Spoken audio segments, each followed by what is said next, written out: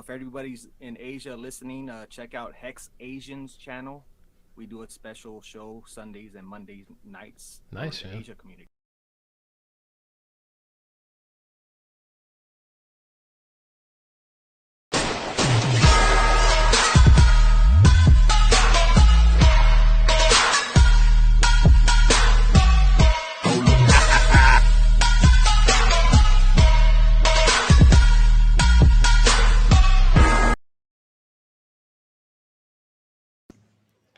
Hello, Hexicans. Welcome to the Aussie Unwrecked Cruise live stream. We're doing this a couple of times a week. Hello out there to everybody. We've got 5 viewers at the moment, so that's fantastic. Today we have a really, really special guest, Gunther Von Hopium. And Gunther has done an amazing job auditing the origin address. And so we're going to bring him on right now. Gunther, how you going, bro? I'm doing well. Thanks for having me. Excellent. Can you just speak a little bit more? Just seemed like it was distorting a little bit there. Oh yeah, is this any better or? That's fantastic. Yeah, that's fantastic. So welcome, Gunther. It's an absolute honor and a privilege to have you on the stream. You've done an amazing job at auditing the OA.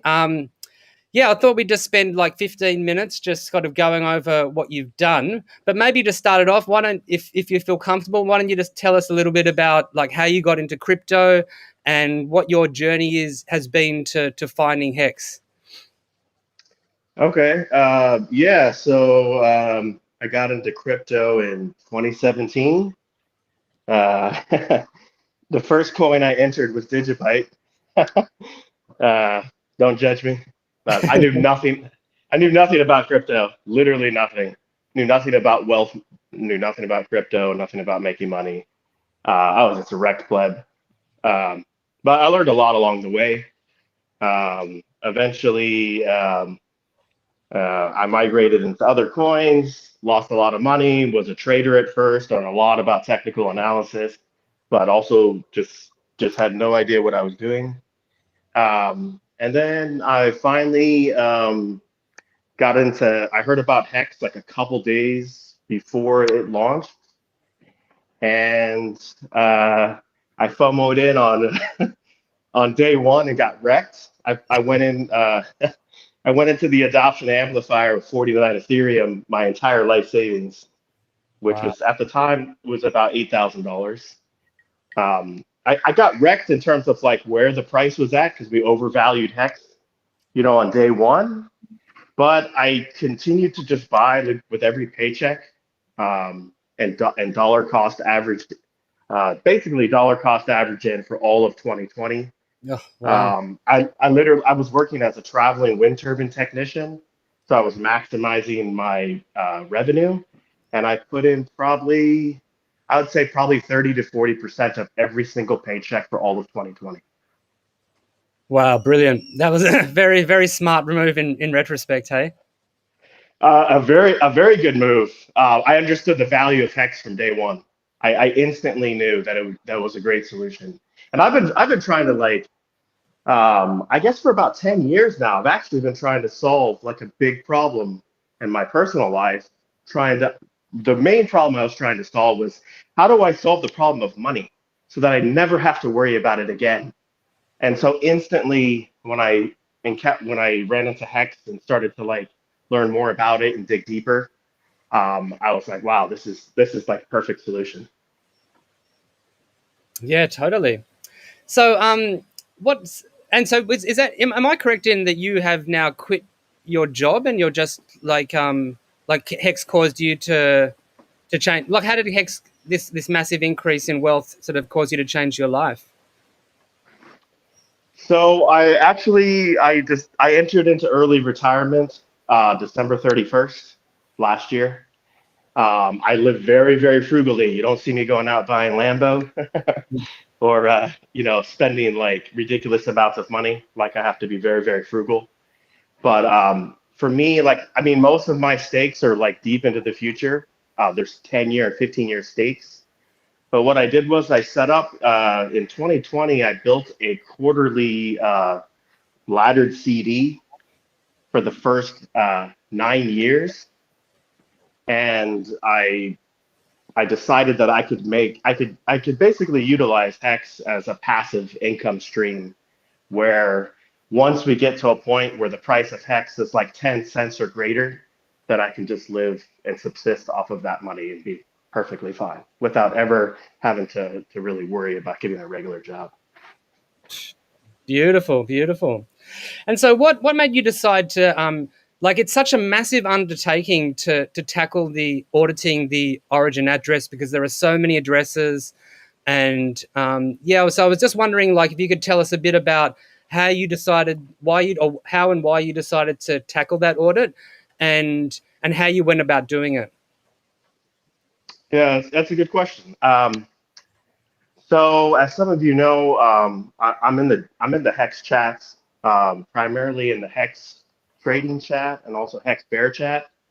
I know it doesn't make sense. I'm a moon boy, but I spend my time in those chats because they're a lot of fun. But anyway, I kept noticing. I basically was just tired of everyone selling, like the constant dumping for 4 consecutive months. It was really just if anything, it was just really annoying. Like, why is so much dumping when you have such a valuable asset? And I remember right before big payday, as most of you recall, we went from a point of like where I'd say probably 10% or so or thereabouts was staked, and then all of a sudden overnight we're like 98% staked. And I thought that was I was like, well, this is definitely the behavior of a controlling entity, which we basically refer to as the origin address. I say entity or entities.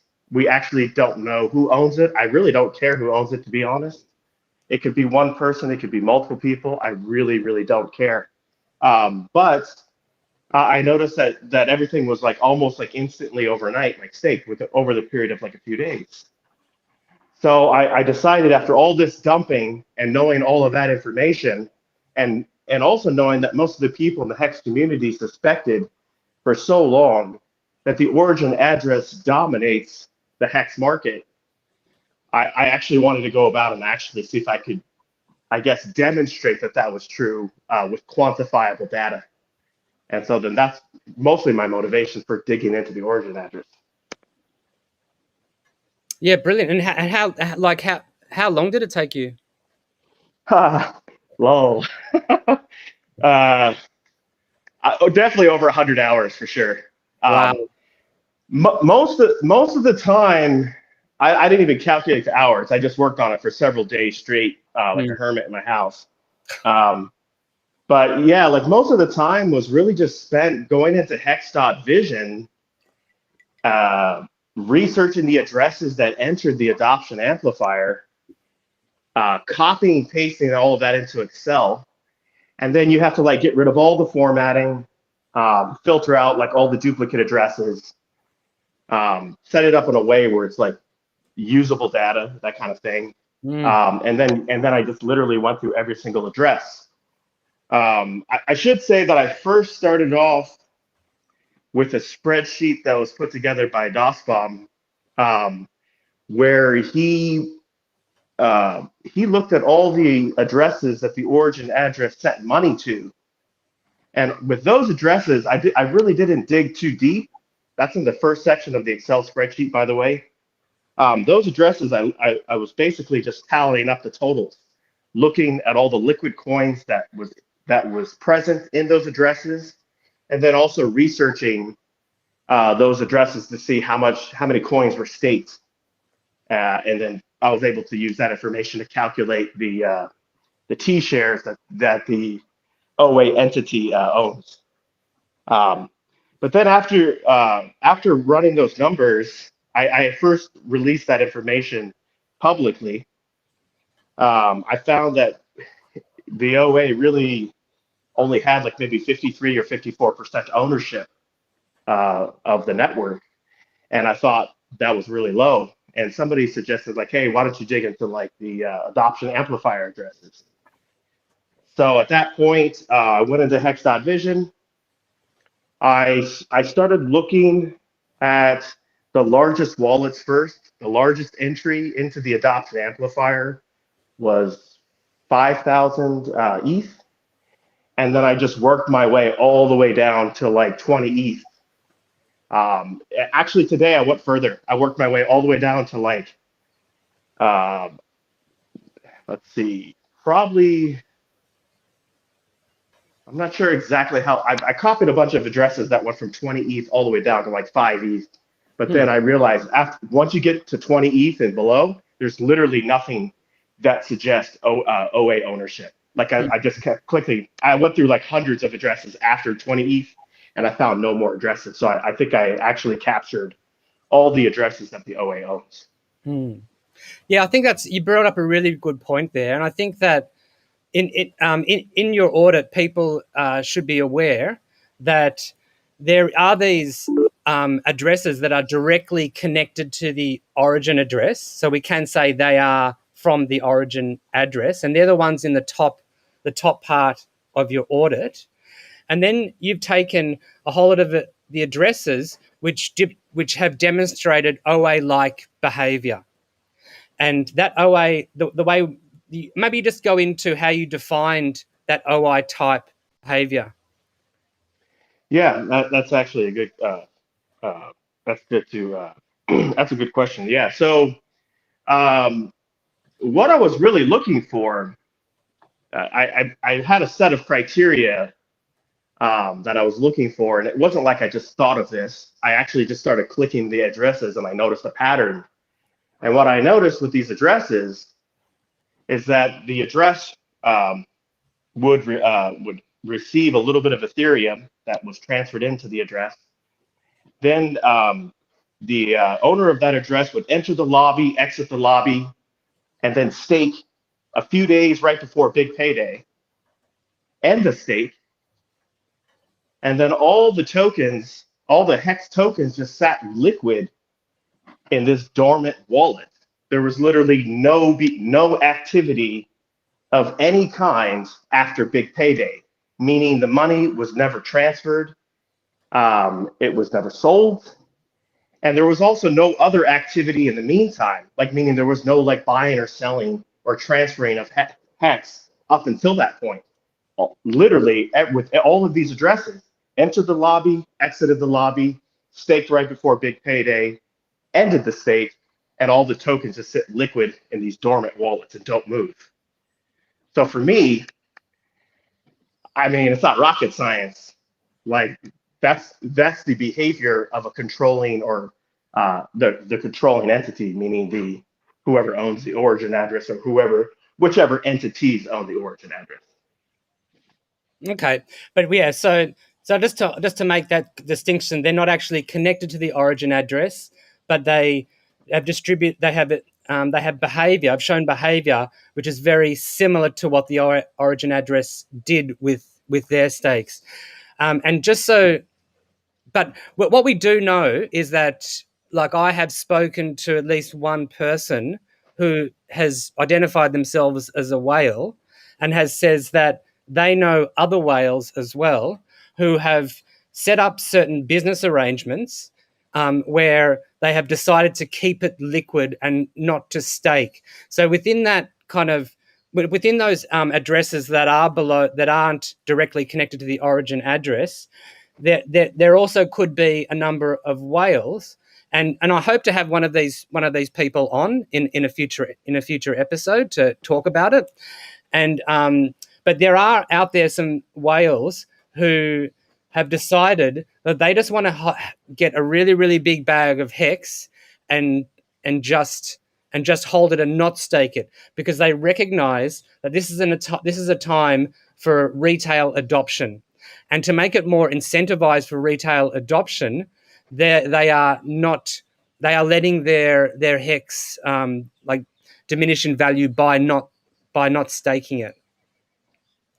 It's a very interesting observation or interesting point that you bring up, because I noticed in going through all of these addresses, and I went one by one, I noticed that there were some addresses, and there wasn't many. I didn't keep track exactly, but you'll see them, and you'll stumble across them in the spreadsheet. I have to go back and actually add notes for these particular addresses, which is something I should have done. But I did notice that there were some addresses that did not stake through Big Payday. And for me, I was actually baffled by that because I thought, well, maybe the origin address entity or whoever's doing this just maybe let these addresses slip through the cracks. But then it was like I always was kind of doubtful of that conclusion. I thought it's possible. Maybe just whoever owns it forgot to stake. But then, like, why would you forget to stake? Especially if you're like the inventor of Hex, right? So those addresses actually might belong to whales that for some bizarre, retarded reason, and retarded it from my perspective, but maybe it's not really retarded, didn't stake through Big Payday.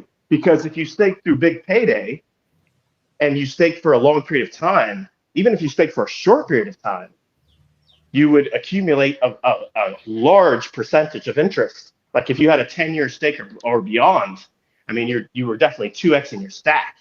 So if you had such a large amount of coins, why would you not stake through Big Payday?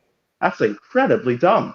And even if you didn't stake for 10 years, you could have just staked for like maybe a few days and still got like an extra like 30%. So again, why wouldn't you stake through Big Payday? What's the rationale or the logic?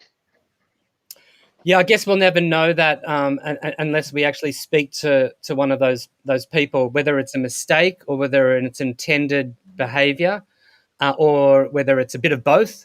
Yeah, I mean, yeah, true. one thing from talking to that whale that I found was that these other big whales that he knows, they're making lots of mistakes, like sending hex to the contract address and like all sorts of other stuff. So just because you're a big whale doesn't mean you haven't made stupid mistakes. And we also have anecdotal evidence of other people with pretty hefty stakes who are pretty smart people who just ended their stakes when there was like a 10 or a 15-year stake and just nuked themselves completely. And so, the real world, Lol.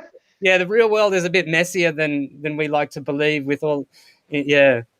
So Yeah. it's interesting. Like I was also thinking, if there are, like, let's say that there is the origin address, but let's say there are a group of whales who all are connected and talk to each other and have decided that whether through for tax purposes or the way their businesses are structured, that they need all of that to be liquid at any time, or whether they just want to kind of stuff it away. And I'm not sure exactly what their thinking is, but if they're like all these people coming into the adoption amplifier to arbitrage, to make sure that other people couldn't arbitrage the price. Like, because what we were finding is that days when there was a smaller amount of ETH in the adoption amplifier, and there was you actually got more for it on Uniswap, these people would be coming in at the last second to make sure that somebody else couldn't just dump it into Uni and just be getting that money for like a very at a big discounted rate, or selling it at a premium. And so they're actually like, whether it's the origin address or whether it's somebody connected to the origin address, or whether it's whales who just know about the whole system and have sussed it out. There is a lot of there's a lot of room there that we don't know. But I think it's what we can say about your audit is that what you've done really well is you've found all of the addresses that are probably not going to sell anytime soon. So, would that be fair to say? That's correct. And honestly, a couple points here.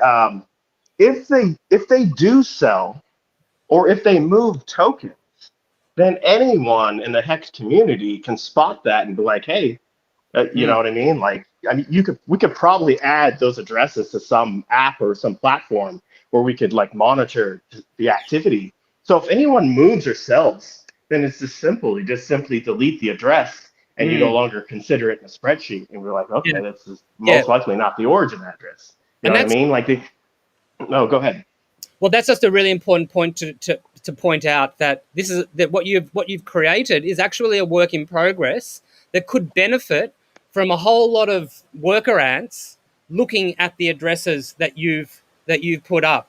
I've put a link in the description box, where people can download and can view the audits. Can you guys hear me? Okay. Yeah. Okay. Because it just started raining sort of full on here. Yeah. Yeah. The link is down in there in the description. And from what I understand, you've been encouraging people to look at these addresses and to do the verification for yourself. You know what I mean? And if you find something where there's an address in there that has moved hex or has staked or has sold and it's not showing up on your audit, then just to message you in Telegram and so that we can have a work in progress kind of audit, where we have lots of eyeballs on it. Yeah, I would really appreciate that. I want people to go out there, find the mistakes, disprove my thesis. I'm happy to hear it. I challenge you, disprove my thesis. Find the mistakes, find the errors, send it to me, and then I'll make the data better. And already another community member, T-Don, and he's also at Hex Trading, Hex Bear. He's already conducting his own independent audit of my audit. Oh, brilliant. Yeah. Brilliant. So like we already have people that are working on this. Also, Silver the Antidote is looking at it and Fantastic. comparing with what he has. So I mean, this is good. And you know, from a transparency point of view, this is actually really good for Hex. It's good to be transparent. That's the whole purpose of blockchain. You can look at anyone's wallet, right? That's it's open, right? So like anyone can look at this. I did want to make one comment though about the whales. My question is, if these whales want the liquidity versus let's suppose that these whales don't want to stake for a long period of time because they value liquidity over the staking, even though they can earn way more in staking because of T-shares and because of interest. Why wouldn't they just stake daily and get compounded interest?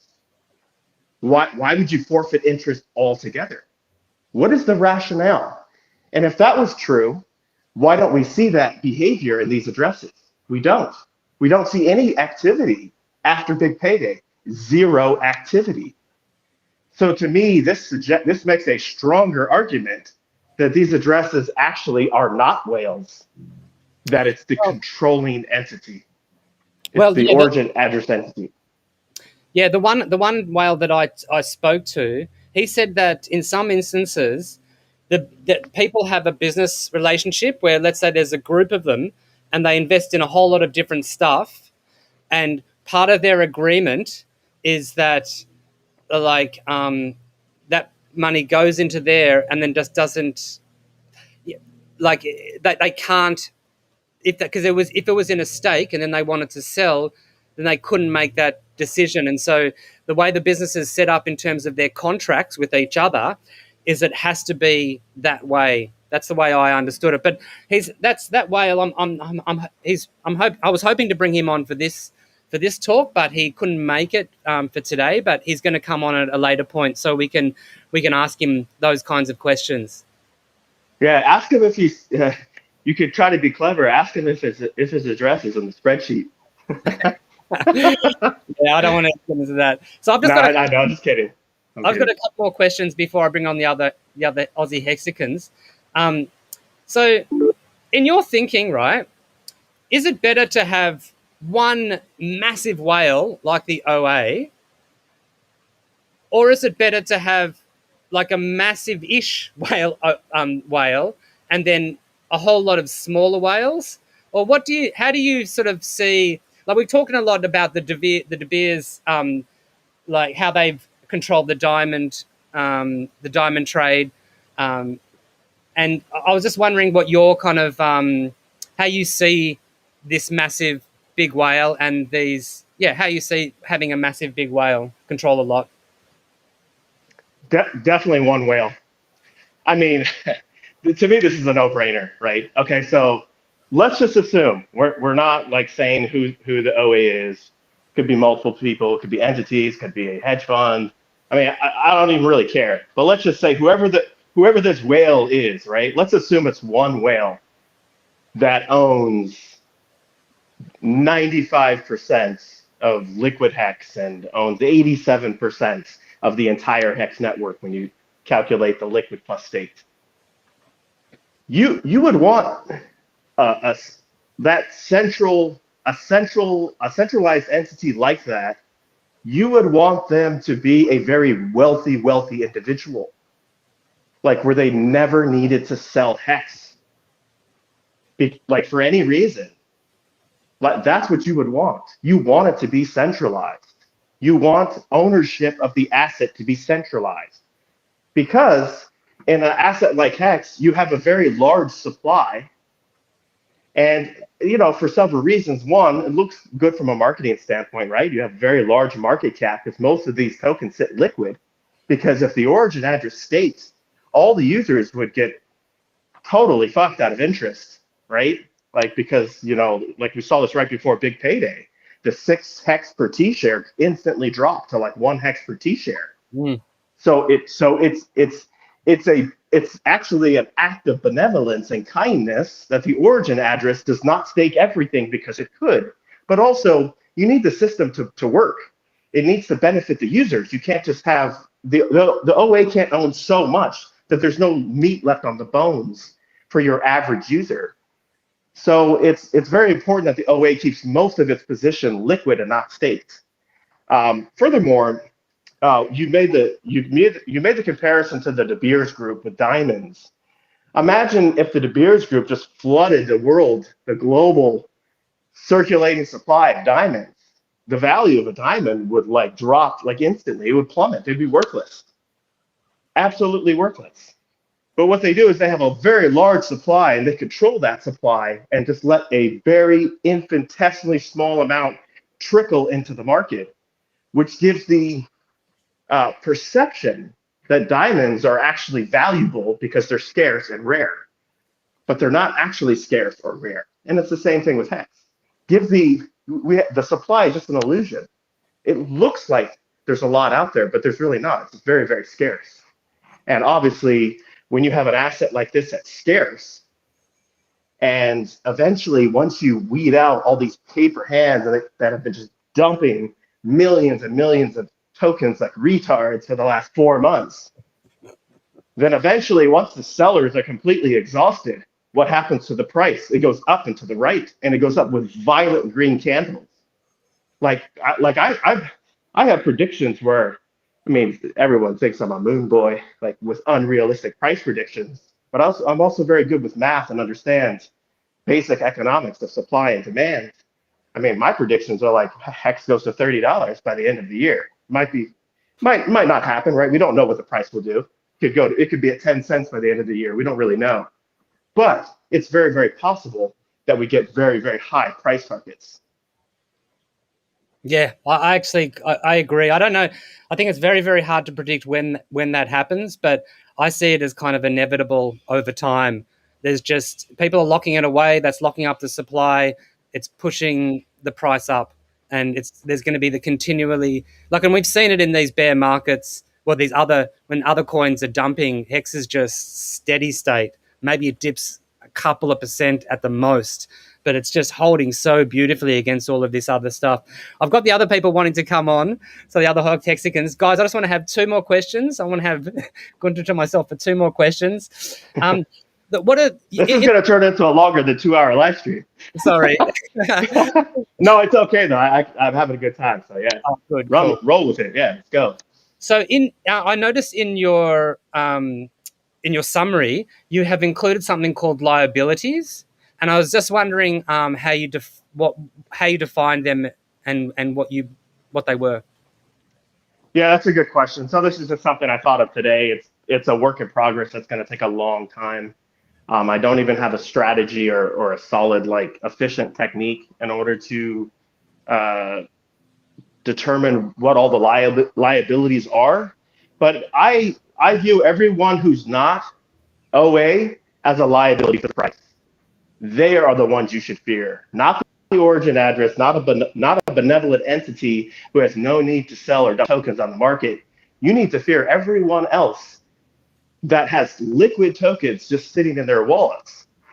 So now, what I thought in my mind today, and I might restructure this, is I have a section there with like major liabilities, other liabilities, and then you just add the two together. Well, the total liabilities is nothing more than all the tokens that are in circulation, which are not OA. So roughly 25.5 billion tokens. Okay. That is all inclusive, right? And so what I'm looking for first will be major wallets, like the largest wallets, they will be the major liabilities for the price. And then all the smaller wallets will make up the other liabilities, and the sum of those two gives you the total liability. Mm-hmm. Yeah, that's fantastic. That's a really good to know that, actually. Cool. I'm just going to have one more question, and then I'll bring everyone else on. Yeah. Like, what are your future plans with this? You've already you've hinted at it a little bit, but so you continue to work on this and why don't you tell me? Yeah, I mean, so my next objective really is just to see if I could just, like, I don't need to find like every address, right? Like that's just, unrealistic. And also there's so much behavior that changes in the market. And you also have traders, you have like liquidity pools, you have all sorts of things going on. But I would like to know now, like, where's all the money? Who's holding these large bags? And if you're holding large bags, I'm going to find you. I will find you. I will find you at some point. I can't say when, but I will find you. And if you start selling, then yes, you're a major liability for the price. However, if you're a large like wallet holder and you're not moving or selling, then I really don't care. In one sense, we are all Satoshi. We are all OA. Meaning, if these tokens never move or never sell from these wallets, who cares? Who cares who owns it? It's irrelevant. It's a mute coin. It doesn't matter. But everyone else that holds liquid tokens that's actually dumping or that could dump, these are the ones that I'm really focused on. It may evolve into something else, but at least that's my main objective for now. Brilliant. Okay, cool. Well, the other guys are itching in the green room to get on, so I'm just going to bring them all on. We have first the Princess of Hex, Sammy Chica, just taking one last gulp before she's on. How you going? Hello. And we have. So I'll just get everyone on. We have from all the way from the other side of Australia, the most remote city in the world, Perth, Jexa. Hey, how are we, guys? Hey, how are ya? And we also have one more person fresh from the side of the road. He's been up to all sorts of adventures. He's our favourite Hexican, Unwrecked. Hey, what's going on here? How you going? What's cracking? How come Good we can't see conversation. Unwrecked? We've got a Where black. are you? Can you see me? No. Hang on, I'll take you off and put you on again. No, it doesn't work. Okay, Unwrecked. Always full of surprises, mate. I'm driving. Should we just quickly go around the grounds? Maybe just quickly have a quick, minute. Sammy, how you been? All good? I've been really good, thanks. Weather getting cold here in Melbourne. Winter's nearly here, but just been busy with work and just cruising along. I went out partying last night with the girls. That was fun. Nice. Actually, we should also mention that you're going to be interviewing the man himself, Richard Hart, along with the ladies of Hex. And that's going to be in a week, is it? Yes. Or less? Next Friday night, California PST time, 5 p.m. So like 5 or 6 days, hey? Sydney time, next Saturday, 10 a.m. So it's more a bit of fun. There'll be a lot of girls there and then just Richard. So we'll be popping out a few good questions. It'll be really entertaining. So make sure you guys watch or rewatch if you can't make it. I've got a feeling that's going to be a very, very fun stream, that one. And Jexa, how you been going, mate?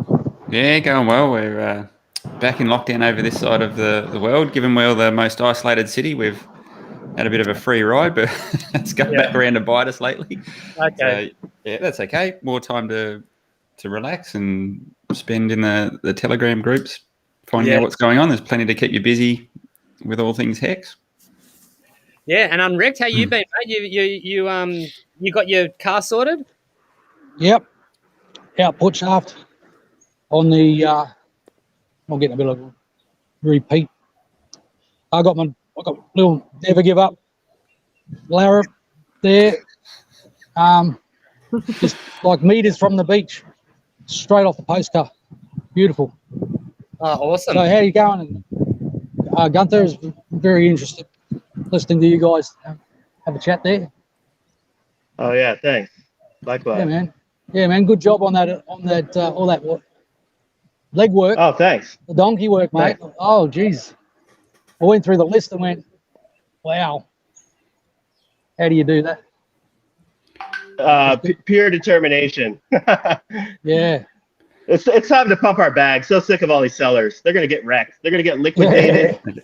Like I only expect fat green candles. If you're selling right now, I don't feel sorry for you. No mercy. I'm a shark.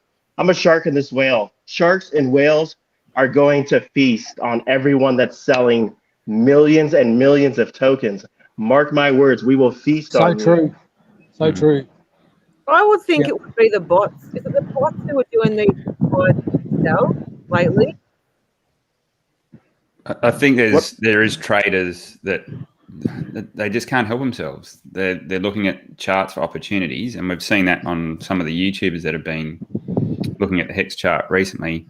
They're not interested in the long term. They're not staked. They don't have the best interest of the project at heart. They're just looking at short term trades. It's just the crypto like any other. Yeah. That's what they do. That's what they do, and that is the attitude. Yep. Well, unfortunately, it's as soon as you step into this space, if you're watching all the YouTube channels and things like that, you would get the distinct impression that you have to trade to make money. That's what the whole space is about, is trading. That's speculation.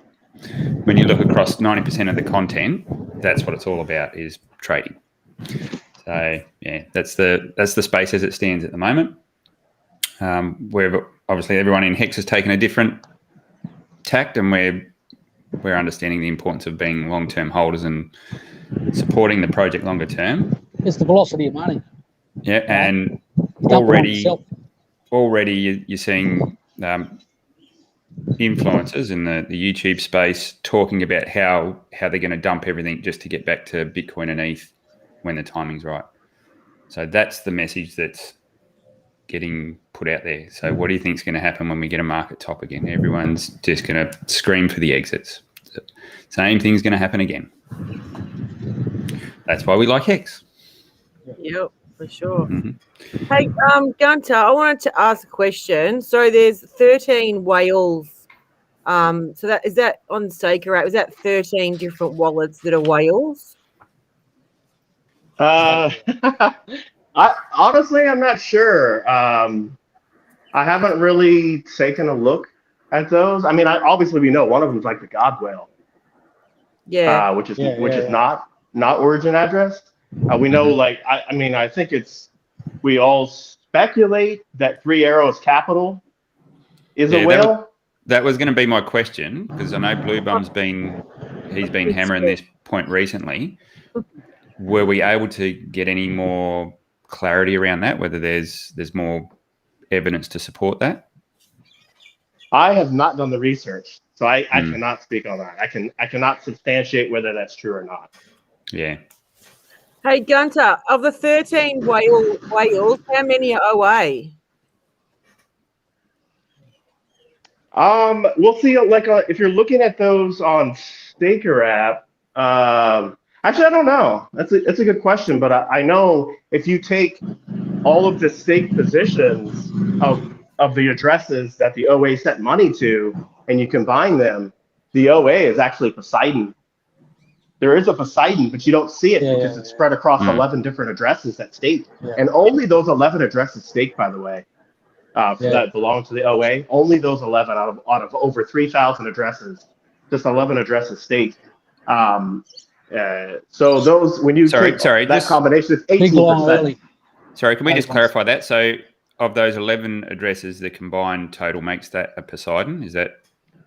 That's correct, 18%. But you don't see it in Staker app because it's divided throughout 11 addresses, right? It's also smart too to have it divided like that. You might ask, well, why is it divided?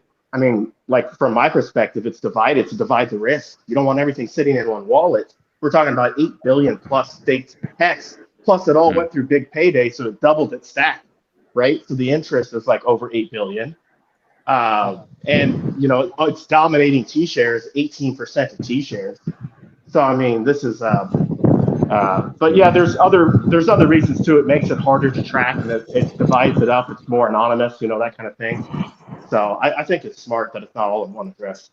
Yeah, it's just, you made some interesting points when you were talking to Blue Bum there, and you were talking about the De Beers thing with scarcity and diamonds, and we actually see that play out across a lot of different sectors in the traditional markets as well. I mean, you only have to look at oil production and how that's controlled, and how in one swift move the amount of supply that can be brought onto the market in terms of oil can literally shatter the price. So to think that this doesn't happen across traditional markets and this is something isolated is not correct. There's always controlling entities that influence price and supply. Hey, I know this sounds quite noobish on the diamond thing, but how can you say diamonds are scarce when over half the Western world wears diamonds as jewelry? Scarce in relationship to all the diamonds that exist in the world. The diamonds that are actually like in circulation. In the market, like available on the market. That's correct. That's why you also like oil, from one standpoint. Like, okay, so oil could be viewed as like being scarce, because if you were to take all the oil in the world and dump it into circulation immediately, we'd be getting gas for like dirt cheap, right? So like with anything in the world, like anything of value, like you're better off hoarding the majority of the supply and just letting a small amount trickle into circulation, relative to the larger amount. I'm not an expert. That's how I see it. Yeah. Well, that's good summary that you've got. The pink page has got all the numbers, because I mean, I think a lot of people have been asking question around, oh, well, how much of the ecosystem does the OA hold? So yeah, man, that's really good stuff. Oh yeah, thanks. Also too, if this it should be noted that the spreadsheet is self-referenced. So if you want to like, there's only 3 values that you actually need to change if to have the most accurate information. Let me just pull up this spreadsheet real quick. So you only need to. Oh, go ahead. No, I was just going to say, I did hear a rumor that you were going to get together with Silver, the editor, and do a bit of a compare notes. Is that true? He's looking at my audit and comparing versus what he has. We haven't really discussed much, but I was able to chat with him privately and Telegram. Yeah, cool. Awesome. But yeah, if you change the value in circulating hex, like in column H, if you change circulating, you just go to hex.vision.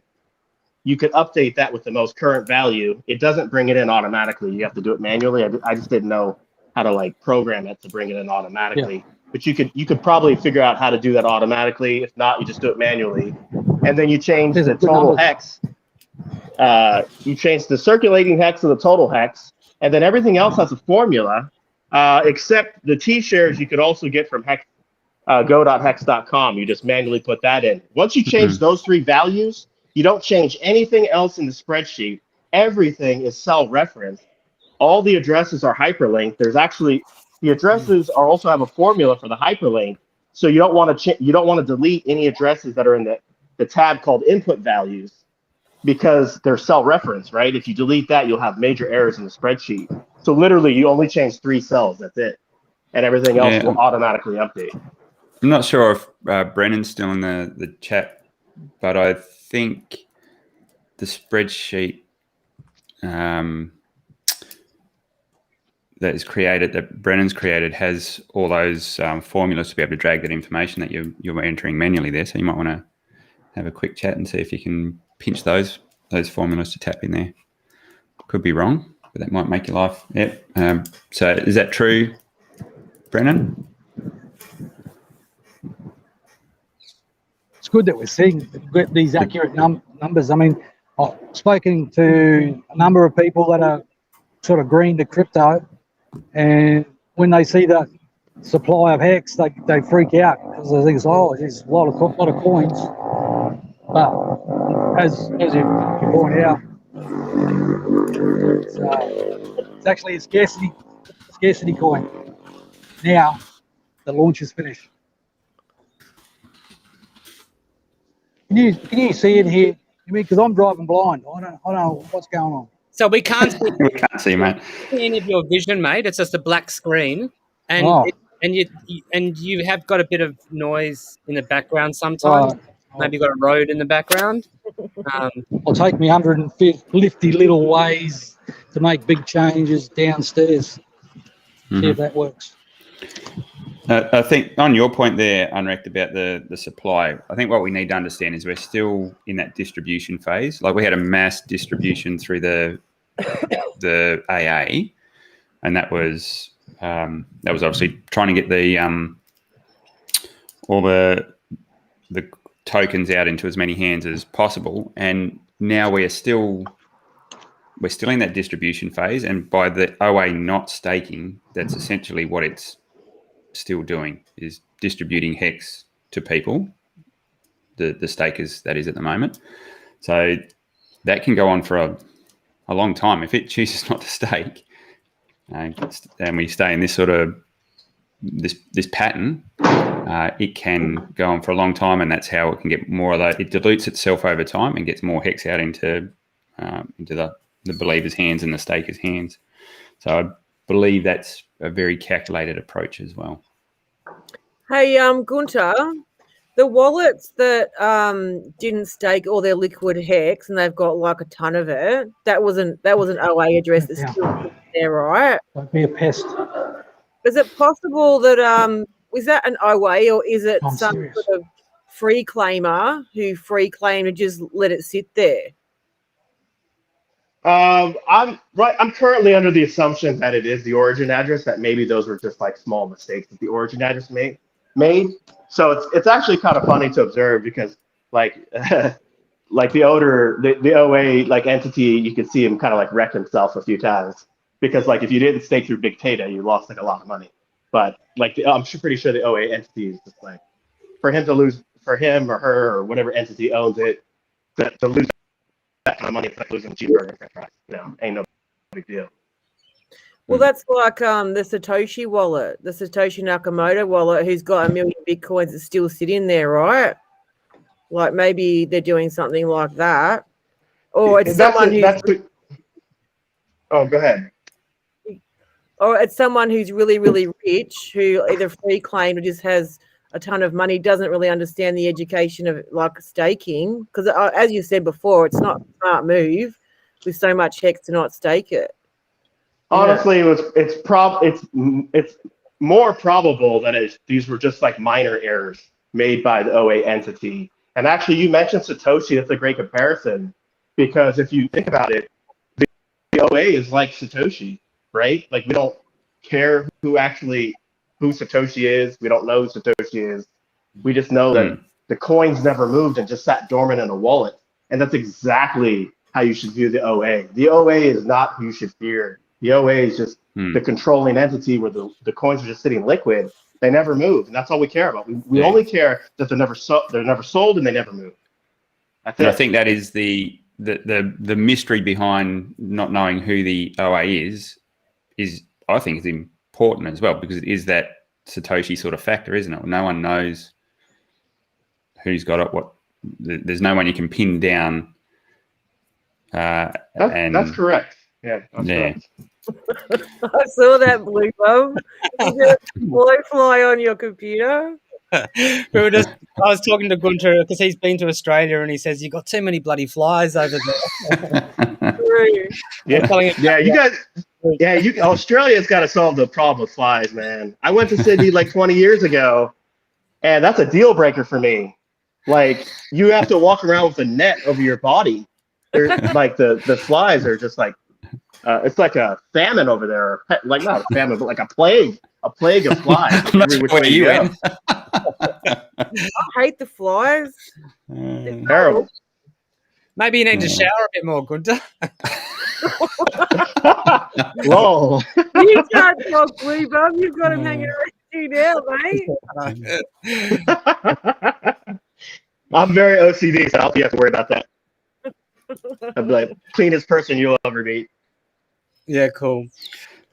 So Gunther, cool. what I'd love to see is, and I'm not sure whether there's too many tools out there that make this easy, is a visual representation of all the data that people like yourself and Silver are collating. It would be awesome to see flows. You know how you see those visualizations where you have like bubbles and you can see the flows of movement of coins and things like that. It'd be awesome to have some sort of... Bloxy does that, hey? Does it? Yeah, I'm not sure. Like, I've only just looked at it a bit, but yeah. I've seen a lot of private tools that they obviously sell their data, so they've sort of privatized their tools, not for public consumption, but it'd be nice to have a tool that actually took all this information. You could input your spreadsheet and all the addresses and, yeah, get some flows and visual diagrams happening. So it'd be nice. If anyone knows of that sort of tool, it'd be good to hear about it. Absolutely. I think that would make your life a lot easier too if you're going to track this in the future.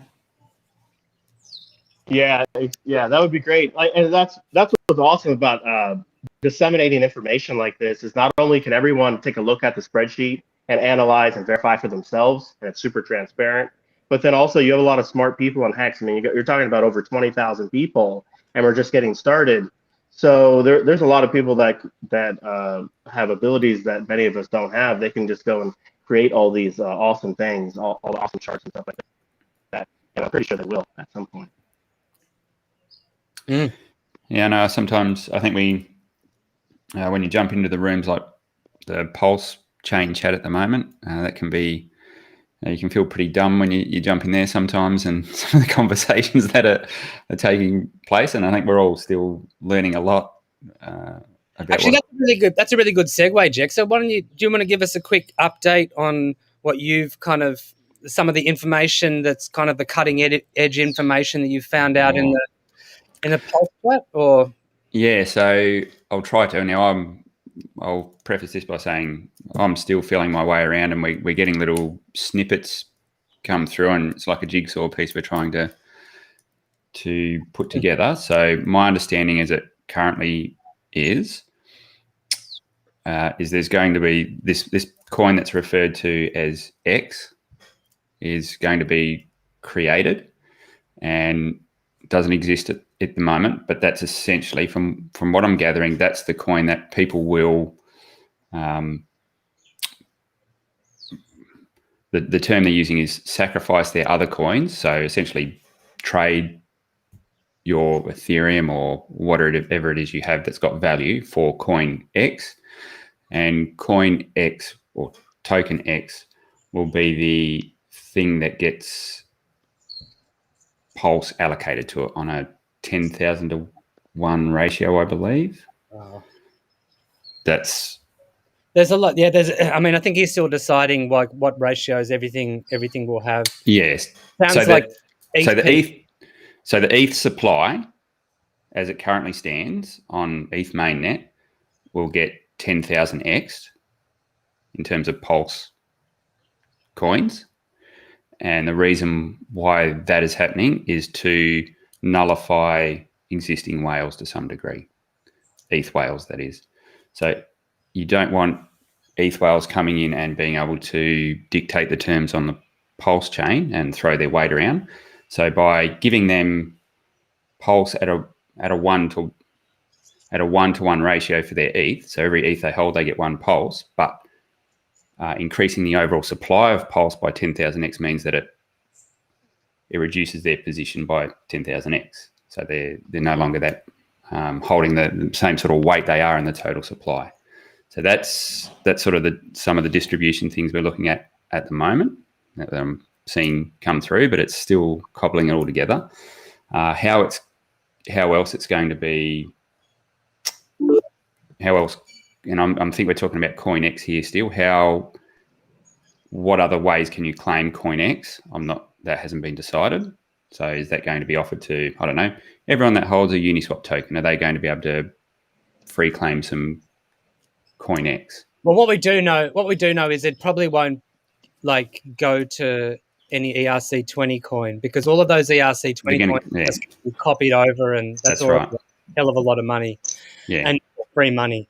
And so it sounds like to me what X will be is you'll be able to claim X by paying for it with ETH, or paying with it with Bitcoin, or with a number of other chains. So in Richard's words, sacrificing the value of something you have for that CoinX. And he's looking towards, probably it will be it sounds like it'll be between a 30 and a 60-day launch phase, and it'll have some sort of bonding curve on it. So they release, a lot the first day, a little bit less the second day, a little bit less the third day, and you just go down so that it gets harder and harder to come. So and there's all different curves in the way you can do that. So you either, depending on how you do your release curve, you can reward early people more than later people, or you can have it more linear where everyone's sort of equally rewarded. I think I'd like to see sort of an S curve where the early people get the benefit, and then it's the mid people all benefit together, so that you got this big increase and everyone is going up together, and then tailors off at the end, and then the late adopters, well, they obviously get less incentivized. I think he's also stated that for the first 3 days it's going to be the same. So because he doesn't want that day one FOMO. Yeah. He wants to spread that out over 3 days. Did he say that? Yes, and this is all stuff that he's kind of written in the Pulse chat or answered people's questions, and it's also it's really got the vibe that he's still deciding all the finalities of all of this. So take nothing I say as like this is what it's going to be. This is just what we've kind of gathered from being in the Pulse chat and asking questions and presenting ideas and stuff like that. Hey Bluey, can you hear us? Yeah. Yeah, you look good, mate. You look like you're on the run. Oh, right. Yeah. Yeah, well, I just did a smash and grab down the 7-Eleven, so it's, one of those days. Hey, mate, how much time a day do you spend on, research and finding out and learning, or trying to keep up to date with all of the current affairs, mate? Because you're doing an outstanding job, by the way. You just know you seem to be knowing what's going on within Pulse and that. So, kudos to you, man. And also, bringing out the great guests like Gunther here, and mate, I think you're punching above your weight class, buddy. So good work, mate. Keep it going. Thank you. Actually, I'll find you.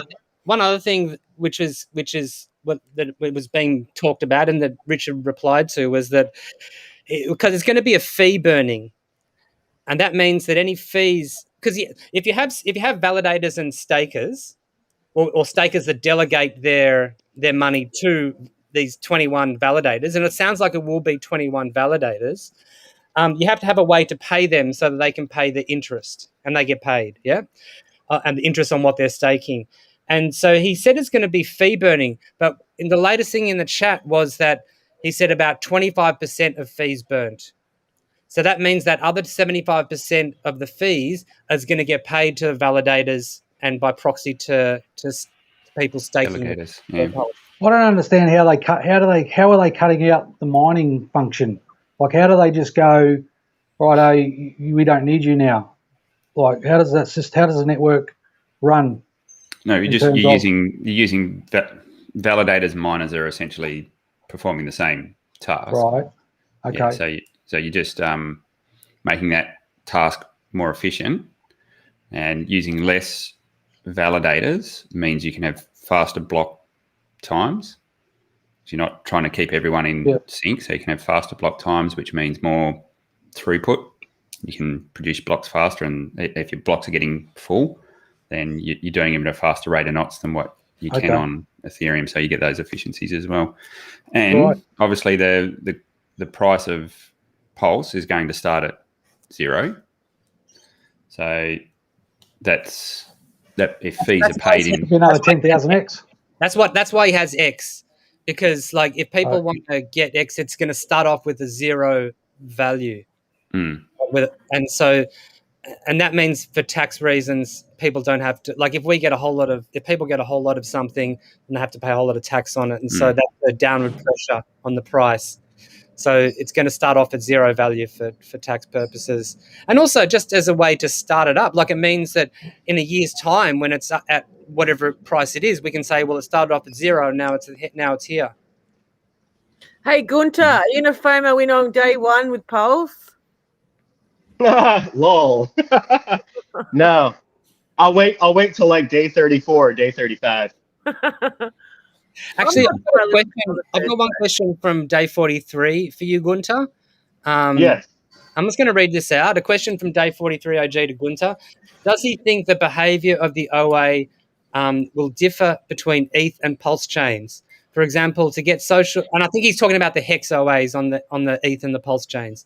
For example, to get social consensus for the Hex Pulse fork, could the OA stake all its Hex on the ETH chain to bring the APY down in comparison to the Pulse chain Hex, thus encouraging the social consensus for everyone to go onto on the Pulse fork Hex?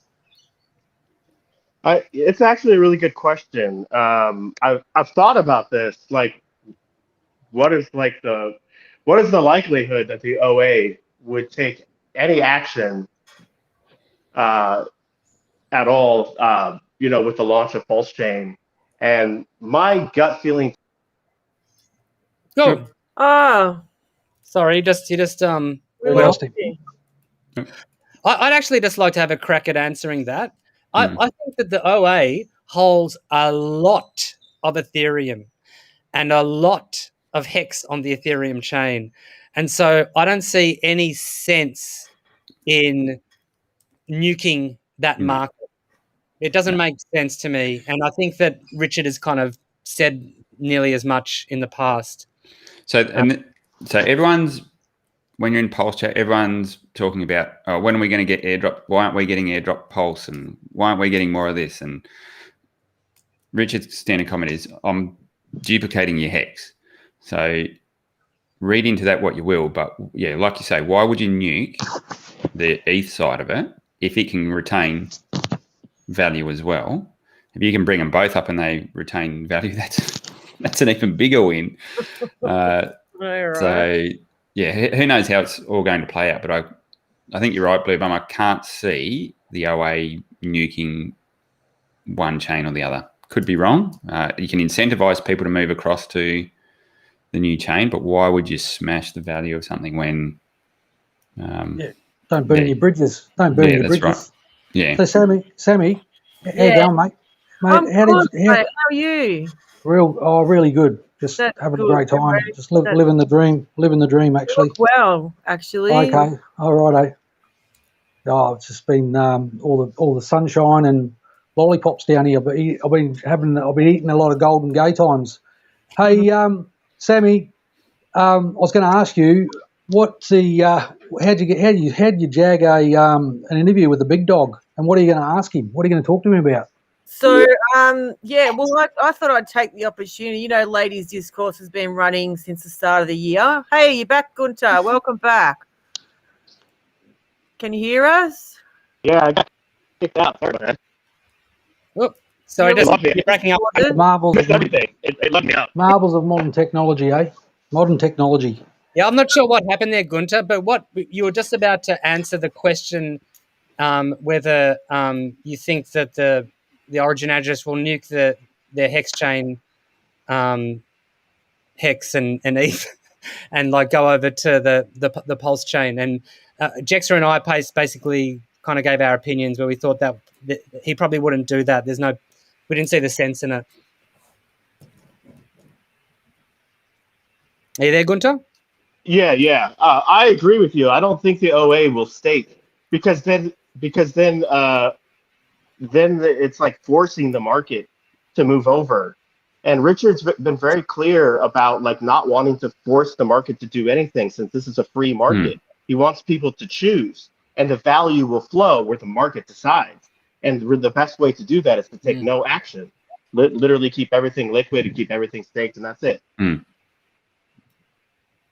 So that you can use a carrot or a stick to get people across. And I think if you use a stick or too much of a stick, it's going to have an adverse effect. So you're better off using more carrots and encouraging people to come across, because the chain's better, it's faster, it's cheaper, and getting everyone to come across because Financial of good behaviors. reward. Yeah, because of good behaviors, as opposed to smashing them for not doing what you think they should do. So I think he's 100%. I think he's clever enough to design the game theory such that everyone will see the value. Hey, sorry, Unregged Pirate, I cut you off. You asked me a question before. How do I manage to swing the big guy on Ladies Discourse? Yep. So, you know, we've been going since the start of the year, and, you know, been having a lot of fun. And, you know, I just looked at it as an opportunity to reach out to him and ask him if he'd come on. And he's been more than obliging. He's just lovely to speak to. Gentleman. And he's so busy at the moment with all these things. I know he's been refusing other people's live streams. So well, that's what I mean. Like, come on, he's a, you know, he's kind of a big deal, isn't it? He is. Hey, yeah. So he must like you, because you always follow him on Twitter and liking and putting the gifs and stuff on him. So he knows who you are. Then obviously he likes you. He knows I love him to death. You know? I mean, if he was a woman, I'd still love him the same. I just think he's wonderful. And so it'll be a lot of fun, you know, get the girls to also meet him. I know the girls would love to meet him, and I thought, you know, that's an opportunity. Who wouldn't? Yeah. Well, that's great.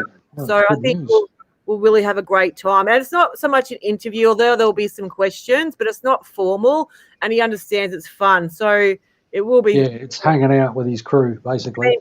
He might bring out some information about Pulse, because I know it's coming at the end of the month. Well, I heard that. Or he might give you a secret list of questions that you can put to him. I heard that might be the secret announcement.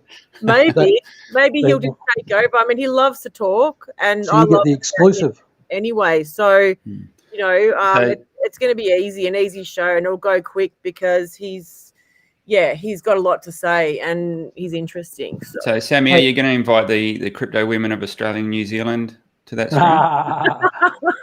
Yeah, right. You saw my post. I've been disgraced and kicked out of the group. How's that going? No, that is a disgrace. I mean, that is a disgrace. Well, I didn't even get a chance to stick up. Tell everyone what happened to you, Sammy. Okay, so everyone, I am in Crypto Women Australia and New Zealand group, and I made a post up because the market was being red for a couple of days, and I thought, you know, I should put it out there because, you know, as you guys probably were, you're looking at your staker app going, well, who cares, because the market's going down, but I'm still in a good place. So I put a post onto Facebook saying, you know, you should check out hex.com. It's been fantastic. And then a couple of women commented on it. One gave me the Cointelligence. On Yaven, whatever his name is. Yeah, and Richard. And another one put another article from Medium on it. And so then I came back with the Cointelligence article about Yavin being a scammer. And then they deleted me. They wouldn't let me answer the post. They kicked me out of the group. And now put a muzzle on. That's terrible. Yeah, I mean, it's you know, I mean, they're noobs. It's just not crypto, is it? You're entitled to our opinion, and that's it. I think these women think they know the shit, and they don't. Sorry to give you a wake-up call, but like Hexmac is right. There's a lot of people on Facebook who have these crypto groups. They know a whole lot about nothing, and they're going to continue to know a whole lot about nothing. There's another one. They don't want to learn. So screw them. I mean, I'm happy with that. So you know what to do, Hexicans? Go visit the Crypto Women of Australia New Zealand group. You know what I say? Women, go along and join that group and just like bombard it with like users. Yeah, but they've got the spanner though. You don't argue with idiots because they just drag you down to their level and beat you with experience. Hard to tell the difference sometimes. Yeah. Hey, how's that guy Yavin? How's that guy even like an attorney? Like He's his not intelligence level He's an and actor. IQ is so Another low. educated idiot. One of those. He's another one of those, isn't he? He's probably He's the dumbest person I've ever heard. Oh, Like wow. in the Some of last those year, like memes. retarded. Honestly, Yeah, I know. What a retard. He was a character. Absolutely. probably a cleaner who's playing an a character. actor. Because he got the costume and the accent and everything, and he's just it was ridiculous. Yeah, that was so good. It was like stage, wasn't it? It was like, Yeah. Was it Sash and Baron Cohen? Is that? oh yeah, that's what I was thinking of. That's What's his name? What's that guy's name? The guy with the mankini. That dude. Yeah, Sacha Baron Cohen. That was totally character. That's what it felt like. Yeah. Yeah, no, he definitely has no interview skills. Yavin, I doubt he even has a law degree. Like literally the dumbest person I've ever heard, like ever. Yeah. Dumbest interview. No I find interview it- skills whatsoever. I find it funny that they posted that up as Borat. Find it funny as they posted that up as something legitimate that was going to be a rebuttal to Anyone you, who Sammy. posts that obviously hasn't watched it. That's right. Yeah, go watch the. It's not go a watch it. rebuttal. It's just Yeah. like it's No, like what- it's obviously just gone search bang, or something like that. What's the one where they superimpose? They zoom in on his head, and then they show what's going on inside his head, and it's like this dude having an epileptic fit or something, just rolling around on the ground. It's classic. Yeah, that's one of the best. So, Sammy, just what you said before about the obviously the league table in Staker, and talking to Gunther about what have we got, like 250,000 wallets or something like that within Hex that hold Hex, and trying to decipher who's who in the zoo. There's big holders, there's big whale holders that aren't staked, and they won't show up in the league table. And I heard a rumor, Bluey, that you've been talking to Overwatch. And Yeah, he's the whale I was mentioning before, and he's an example. I'd heard you talking about it before as well. So what's the go there? Is he going to come and have a chat to us? Is he? yeah, he was keen to come on today, but I think he's too busy, and but he's definitely like keen to come on. Too busy buying islands in the bloody Bahamas or wherever, and Lamborghinis. Yeah. You guys talking about Overwatch? Yeah. Tell you. Overwatch, yeah. We were going to get him on with you and have a chat. Because, like, he probably won't show up. Oh, He's yeah. not going to show up. Yeah. Say that again, Gunther. We couldn't hear you, mate. Oh, he's not going to show up. I doubt that. Well, I think he will. He's Oh, really? He's been pretty pretty good.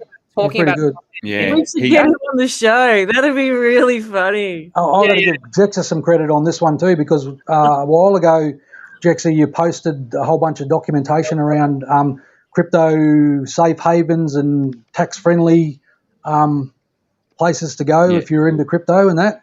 And I ripped all those, and they were doing in the super voice chat talking about tax and things like this, and places and where to go. And I sent him both those documents that you posted in our chat room, cool. and he was really quite happy and grateful that I'd sent those to him, because it answered a lot of the stuff in there, answered some of the queries that they were doing, because it can be quite a complex area, the old tax law. And I think he's definitely coming out a lot more now, and I don't know whether he'll show his face. I doubt he'll show his face or anything like that, but it's good to at least get someone that is a whale and get their perspective on Hex in general, but the way they, like Blue Bomb was alluding to, the way their company may be structured, because that gives you a bit of an insight. Well, he says that they can't stake. They're not allowed legally to stake their coins. They have to hold them liquid, which is obviously good. And they've got a big, they got a lot. Like, I know for a fact that they were buying large, sort of like in the first, the back half of December 2019, where the price was the best. Yeah, and they bought heaps. So, Gunther, about you're making some comments about you don't see any whales short-term staking. No, go ahead. So I guess I'll ask you a couple of questions, and then maybe you can give us your insights. So, I was thinking there was quite a lot of short staking, whether you call them whales or not, but like 30 million at a time for 30 odd days. There was a fair bit of that rotation going through. So that's one question. So were you seeing that? Because I thought I've seen a lot of that in Staker in the past, but haven't been checking recently. And secondly, just why they may not, like Blue Bum's mentioning there, is that would constantly trigger tax events and things as well if they were doing that. So maybe that's part of the reason. But yeah, it'd be good to get your insights on what you've seen and whether you have what you classed as whales, not short staking, at what sort of amount of hex was. Is 30 million not a whale, or how did you sort of classify that? I actually haven't done any research on that, but I'm 100% in agreement with you. Those are whales. I mean, fat stacks, like stake for just a short period of time. And look at the interest that they earn. It's crazy. Yep. You know, even like a short-term stake, you're still earning like 13% interest. You can't get 13% interest anywhere in the world in any type of financial institution. Even if you look at like a five-year certificate of deposit, like globally, the best you could possibly hope for in a 5-year CD is like 2%, which is laughable. Here you can stake for like 7 days and get 13% interest on fat stacks of cash. So why wouldn't you do that? And that is going, the money that you're earning is going to outweigh any type of tax consequence. I mean, I'm not a CPA, but I mean, it's not rocket science with the math. It's got to outweigh any type of tax consequence. You know what I mean? Yeah. It's that old thing. If you're paying taxes, you're making money. But I'm just just wondering whether there is, like Blue Bum's alluding to, maybe they've got some rules where they don't want to trigger those sorts of events because of the entity that's holding it or whatever. I mean, because generally what it means, you've got to liquidate stuff. You've got to liquidate stuff if you want to pay your tax bill.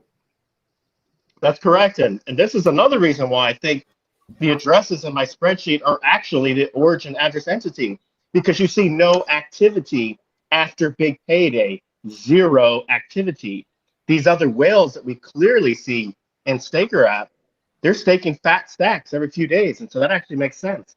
You would expect them, if liquidity is important to them, then you would expect them to stake over very short intervals of time so that they could actually earn interest on the money and grow their stack without having, the risk of like staking for a long period of time. Yeah. So I'm just wondering, and this is just thinking aloud now.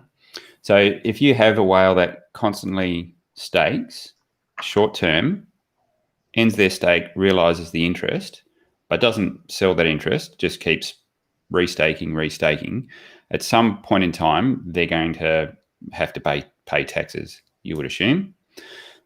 In order to do that, they've got to find the fiat money to be able to pay that tax. So it then means they have to sell down the asset to pay the tax. So if they don't want to harm the price of Hex, then maybe, because that assuming they were selling their Hex to pay that tax liability, that would damage the price of Hex. So could that be a theory on why they're not doing it? Because then they would have to start selling it down onto the market, which ultimately affects their overall position. Yeah, it's an interesting thought. Yeah, it's an interesting thought. I don't know. Maybe somebody else can comment on that. I'm not sure. Well, from what I gathered from speaking to Overwatch, it's that there's a whole lot of whales who are not going to be selling until $1 or $10, something like that, or somewhere in between. It's some sort of function. It's some sort of art. Like there's no personal or emotion involved. It's just this is their play, and it's a strategic. Whatever the company trigger is. Yeah, it's also got to do with their own contract. Like if they have a business with a number of partners, they have set up. There's certain sort of like rules about the investments that they bring in, and I think the reason they're doing it this way is because of some of those rules. That's why the staking class is killing it. Like all those big, like the OA addresses and the. I heard it described once a while ago, probably last year. RG3, the captain of the Discourse Syndicate, was describing the OA as like a ballast on a ship. It's basically there to make sure everything's smooth sailing, and you know, we've seen it act. We've seen that. And I heard you guys talking about it before. It is a benevolent function, so to speak. It's looking after the best interests of Hex. And if you look at Richard Hart, I mean, he loves the price. He loves it when the price goes up. And so, what do you think he wants? What do you think the OA wants? So Gunther, there was just before. Oh, sorry, Sammy. We all want that. Yeah, Gunther, just before we jumped on this stream, me and you were in the Telegram chat, and you posted your Excel spreadsheet, and someone made the comment, this should be in Hex Bear. Did you want to say anything about that, or? Yeah, I read that comment. I thought it was retarded. I don't know. Yeah. I don't know. Like, what was the main argument for that? I didn't understand. Yeah, I think they seen it as a negative, and I don't think anyone else in the Hex ecosystem sees it. Well, that's the fun. That's when they say, "Oh, Richard Hart owns all the supply," and blah blah blah. That's where they get into all that. You know what it is? Whinge. It's because the word decentralization has been used across many different criteria. So there's a difference between financial centralization and security centralization. Like, this is something really interesting I found out this week. Because Pulse Chain is only going to have 21 validators, there's going to be an argument, well, it's not decentralized. But it's a really interesting model that these blockchains with smaller amounts of validators use. And what they do is they have either churning or rotating validators, right? So hopefully you have competition to get into the validator spots. So then what happens is, if a government comes along and says to this one set of validators, hey, illegal, you have to stop that. All they do is go, okay, sure, we'll stop it. And that validator goes offline. And you've got validators from all else in the world clamoring to get into that position. Yeah, right. So it makes it very resilient, it's a different. When you start discussing decentralization, I really think you have to get into the mechanics of it. Like, the reason we want decentralization is so that outside entities, malevolent outside entities, can't censor it in some way, right? It's totally about censorship resistant. So instead of talking about decentralization, what we should be talking about is security models. How does this blockchain secure itself against potential attacks? And then, like, decentralization is just a very vague element of that. Like, the actual nuts and bolts of how you secure is way more important than a vague element. That would be my argument. But we're going to be hearing a lot more about this, because Richard is going to have to go on a bit of a sales pitch for Pulse, and so we're going to be hearing a lot more about all of these nuts and bolts, I think. You keep referring to 21 validators. Where did you pick that up from? That's he's pretty much said that, and he's copying stuff that's already worked before. So he says he's copying stuff that is out there working at the moment. So I think EOS has 21 and Binance has 21 from what I know. Exactly. Yeah. So I don't know. He's using that model, but he's going to then tinker with a lot of the other variables. Yeah. Okay. So has he outright said the 21? You know what? I wouldn't want to bet my life on it, but I'm pretty sure. Like, it's definitely like he was thinking about 80, and then it started getting. I think it got lower, and now I think. Look, we'll find out in a week. Like, he'll mention it, but I'm pretty sure. I'm pretty sure it's around that number. Yeah. And I think unless you've been sleeping under a rock, you're aware now that there's a test net up and running, so they're producing blocks. Obviously, there's a lot to work out still, I would imagine. I just called out for one of those. I just called out of mine. He's very. Sorry, Unricked? No, I was just saying I just crawled out from under a rock, so I don't know what's going on. Yeah, so Yeah, so there's a test net up and running and working, and it sounds like he's surprised by how quickly it's gone. So, I mean, he's always said that it's not the big things which are the problems; it's the small little details which become the problems to solve. And so we're still, but we 95% of the project goes, and then the last 5% is always the hard bit.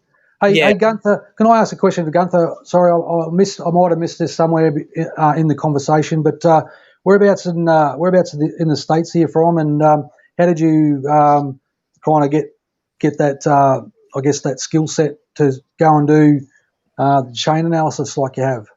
And what gave you the idea to actually do it? It was like to get the numbers, because there was different numbers floating around how much the of the ecosystem the OA owned and things like that. Is that something? Oh, we lost him again. He didn't like your question, mate. It was going to. All right. Oh, in that case, I've got another one. He answered it at the start of the stream. All right, I'll go back and watch it then. Yeah. Cannibals walk. Question. Two cannibals. I got one for you. Two cannibals walk into the bar and sit beside a clown, and the first cannibal whacks the clown on the head, and they both start eating. Right. Suddenly, the second clown looks up and says, "Hey, do you taste something funny?" Can you guys hear me? So I missed a bit where I was. Sorry about that. I got kicked out again for some reason. Yeah, sorry, it's a bit. Your voice is still a bit crackling. What time is it in Australia? It's like 2:30 in the afternoon. Yeah. On the east coast, what's it over at the west, Fixer?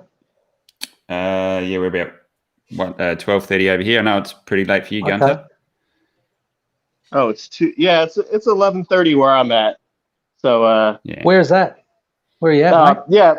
So I'm currently in Texas. I've lived in different states, but I'm currently residing in Texas. Yeah.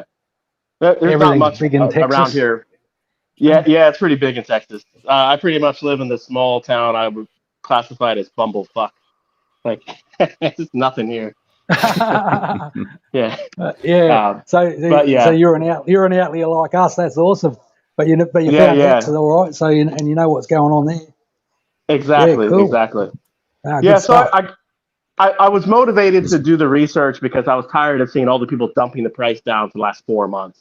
It was really agitating me. And I hang out in the Hex trading and Hex bear chats, and so all we do is sit there and analyze the wallets, look at all the sellers. We start basically talking about how all these low IQ, low intelligence people just keep dumping millions and millions and millions of Hex tokens on the market. So I mean, it's not dumb to dump, but it's dumb to dump that much all at once below 2 cents. Like, that's just really retarded. Well, that was my motivation.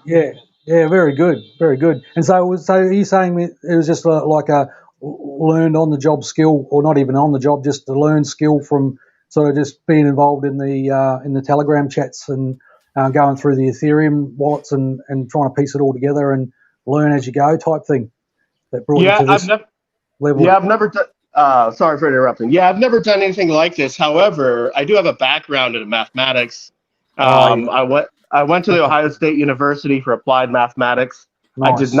I did not finish my degree, but I've done calculus 1, 2, 3, linear algebra, differential equations. I took a C++ course. I've done a couple of accounting courses, so that's how I gained experience with Excel. I'm very OCD, so analytical and technical. You got to be. Yeah. Some more than others, though. You're definitely. Definitely, I have my high point where it's like once I get to a certain level, I can't understand where it goes into the advanced stuff. So I just I know what I need to know, and that's about it. Yeah. So exactly. I want to go back and visit some of your moon maths, because you threw out a comment there, and it rallied a few people up in the chat about I think you put out a $30 tag on that one. Awesome. But you mentioned that you're pretty good on the math side of things. So, is there anything you can sort of talk to on how you sort of come up with that? Yeah. So I mean, one thing with markets, right? So obviously, it's not financial advice, right? Don't get wrecked, right? Just don't take don't bet the farm on things that I say, right? You like I see Hex going to $30 at some point in time, but honestly, no one knows when anything will happen. That's not knowable information. All that you can do is conjecture about where the price can go. And if you think about it, from like a linear algebra differential equations standpoint, right? There's a set of, let's call it the set of possibilities. And within that set, any price target between 0 and positive infinity lives within that set. So you could speculate on any price between 0 and positive infinity, and it falls within the set of all possibilities. We're not talking about probability, we're talking about possibilities. So it's not wrong to conjecture about price. You just don't know when something will happen, right? So you might look at something like Bitcoin. Bitcoin in 2000, the first couple of years, there was no market for Bitcoin, right? But in 2010, there was a market. And where was the price of Bitcoin? With ultra low liquidity, Bitcoin was sub 1 penny levels, sub 1 penny levels. You could see this.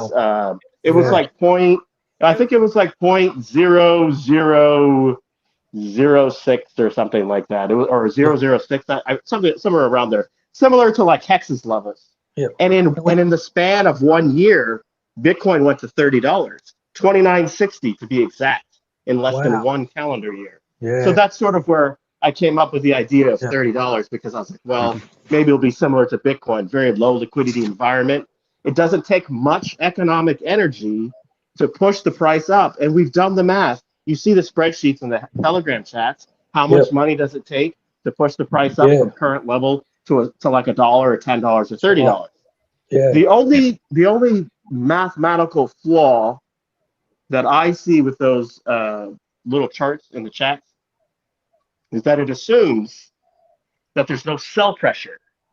It assumes that one person comes at an instantaneous point in time and automatically market buys that full amount, and so it would push the price up to, let's say, $1 or $10.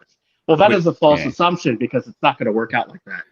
Yeah, right? so that we've seen that already when we had the first pump, where the price sort of more or less doubled or tripled or whatever it was. I can't remember the exact figure, how many X it went. And if you did get such a big market buy, then unless everyone decides to dump it, and if the market buy is so big that the sellers can't dump it back down, that's when we retain that level. But you're right, there will be some level of dumping, and now that we've got limit orders and things that can be put in place, automatically those would get filled, you would think. But it'd be interesting to see what happened once they were filled. So if you've got a lot of sellers sitting there with those market orders and it just blows, those limit orders, and it just blows through all of those, and we've seen how much liquid is really out there. There's not a huge amount that's in the hands of people that are what you classed as liabilities. So of those liabilities, I'm sure there's a lot of good actors that wouldn't sell the price down as well. That's correct. Because go ahead. Well, it's just really, I just found it really interesting when you think back to that whale that put down 10,000 ETH to double the price, like the first one to do that. I'm just wondering whether that whale, whether they were looking at the market and seeing what was happening and then decided this is the right time, bang, or whether they just, I don't know, they were just just bang. But it's like, why wouldn't they do it like 1,000 for over 10 weeks, and so they can get themselves a better price? But they really did it, like, it turns out they did it the smartest way. I don't think they would have known that when they did it. Like, I think that if you throw 1,000 ETH and double the price, I think he would have, I'm guessing he would have assumed that it would sell, like people would buy into that and the price would be lower. That it didn't is amazing. Like, really strong hands of all the people back at that time. But why? Yeah, you look at it from both angles as well. If you watched Hex, if another big buy like that came in, would you be looking to dump, or would you be sitting there going, man, this is awesome, this is what I want? So you don't necessarily in a dumping mode. You'd just be sitting there fist pumping because you're watching the price go. Obviously, there's going to be people that, if you're in this asset because you think its long term price is going to go up, and expecting is not the right word, but you're anticipating. We will go through periods where we have these big market moves. You can't assume that everyone's going to sell into it, because why would you give up an asset that has those sort of mechanics built into them, that sort of price performance built into it? Like it's unreal. Yeah, how good is Hex? You don't get rid of assets like that. Oh no, you don't. It's the last thing you get rid of. Exactly. Hey Gunther, I was going to ask you just quickly. How you said you got annoyed with the dumpers that were coming through, and how do you profile those guys? And I know you maybe say traders or whatever, but is there? I mean, they're always going to be out there, but is there much out there? When do the sellers become exhausted? No, that's a fair question. That's exactly why I've been going through. That's exactly why I did a spreadsheet, so that I can get a better idea of what's actually out there. And we've determined from the spreadsheet that 25.5 billion is a maximum number, absolute maximum. 25.5 billion. So we're not talking about 569 or 64 billion anymore. We're talking about 25.5 billion or less. Right.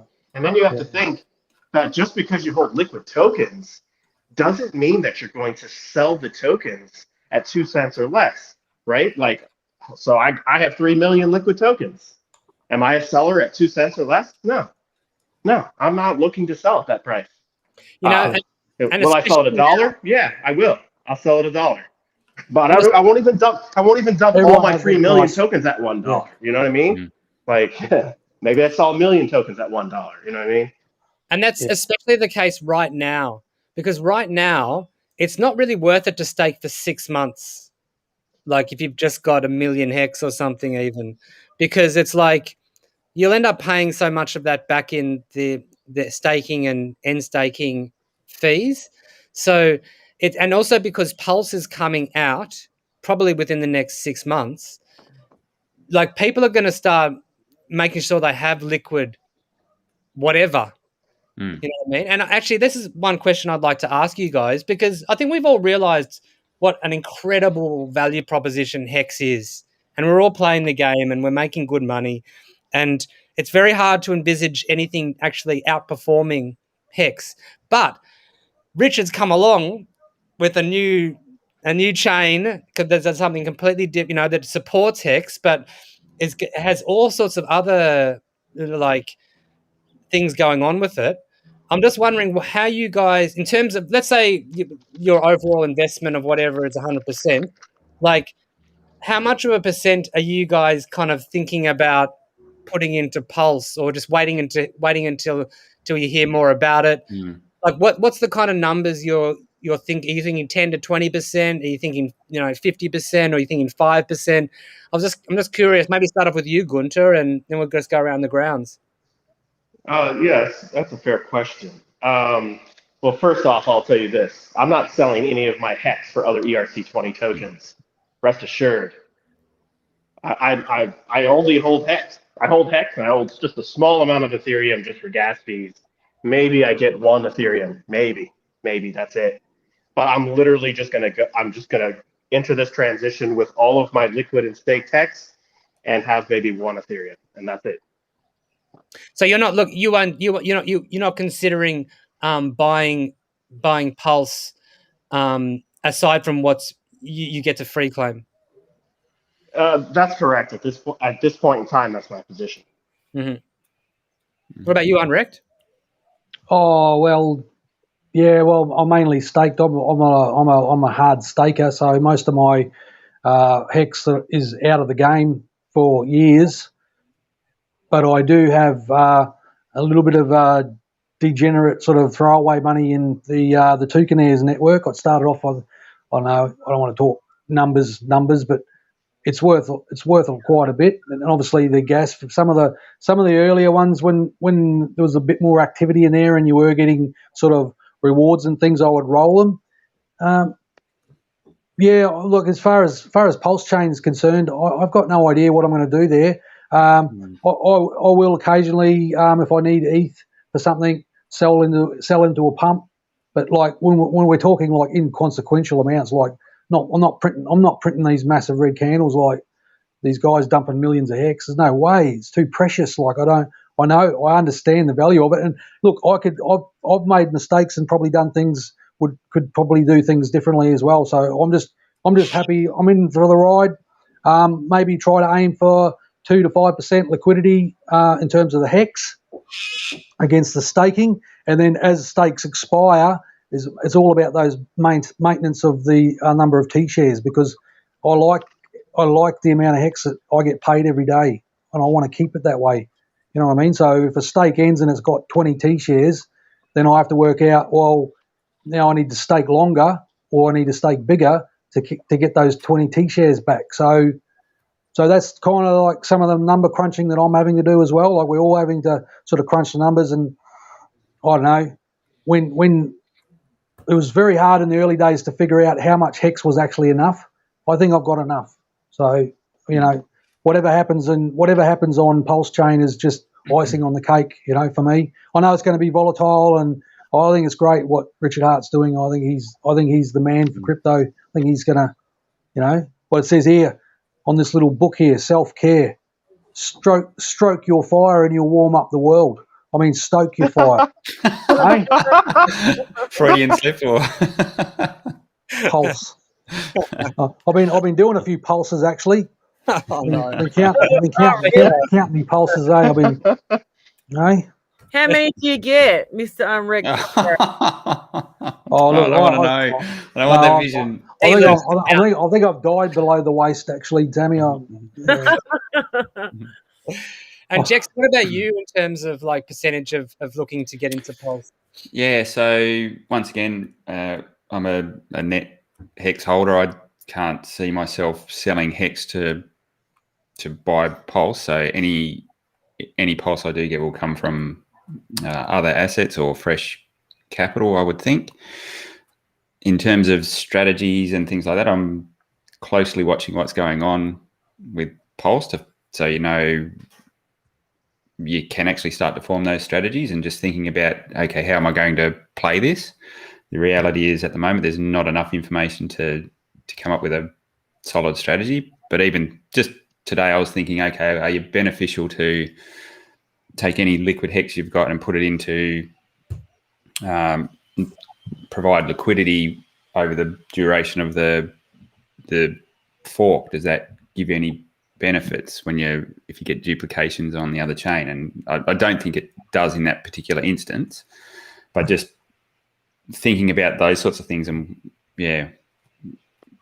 not so much how much fresh capital do you need to put into hold Pulse, but what opportunities are going to be there when there's all this uncertainty and things are trying to discover their value on the new chain. So I think that's probably where there's some more opportunities to be had, is if you know what's going on. So firstly, Pulse is going to start off at $0. So that's a pretty good opportunity to buy something when it's at $0. That's infinite upside. Like Gunther was saying, you've got a value between 0 and infinity where it's just a matter of time. So I think that's a good time to get some positions, but then also use your advantage in terms of knowing what's going on. So being ahead of the curve of everyone else in terms of knowledge of what's playing out and what's coming down the road, and see how you can capitalize on that in terms of whether you're trading ERC20s or PRC20s for Pulse or vice versa. Can you snag some bargains that way? Yeah, but how do they determine value? Like for example, stable coins. If they just how do they copy them? How do they copy them? So the general consensus, the general consensus is the stable coins, and I agree with this. Stable coins won't be redeemable. Yes, they will. How? Yeah, they're ERC20s and they get copied straight over, just like. I agree, but they're controlled. Really, they're controlled by the entity that issues them. They're lockable by the entity that issues them. Why would? But they're just expanding their market because they already have pairs. So they're You not know, actually I get that, but you can't double.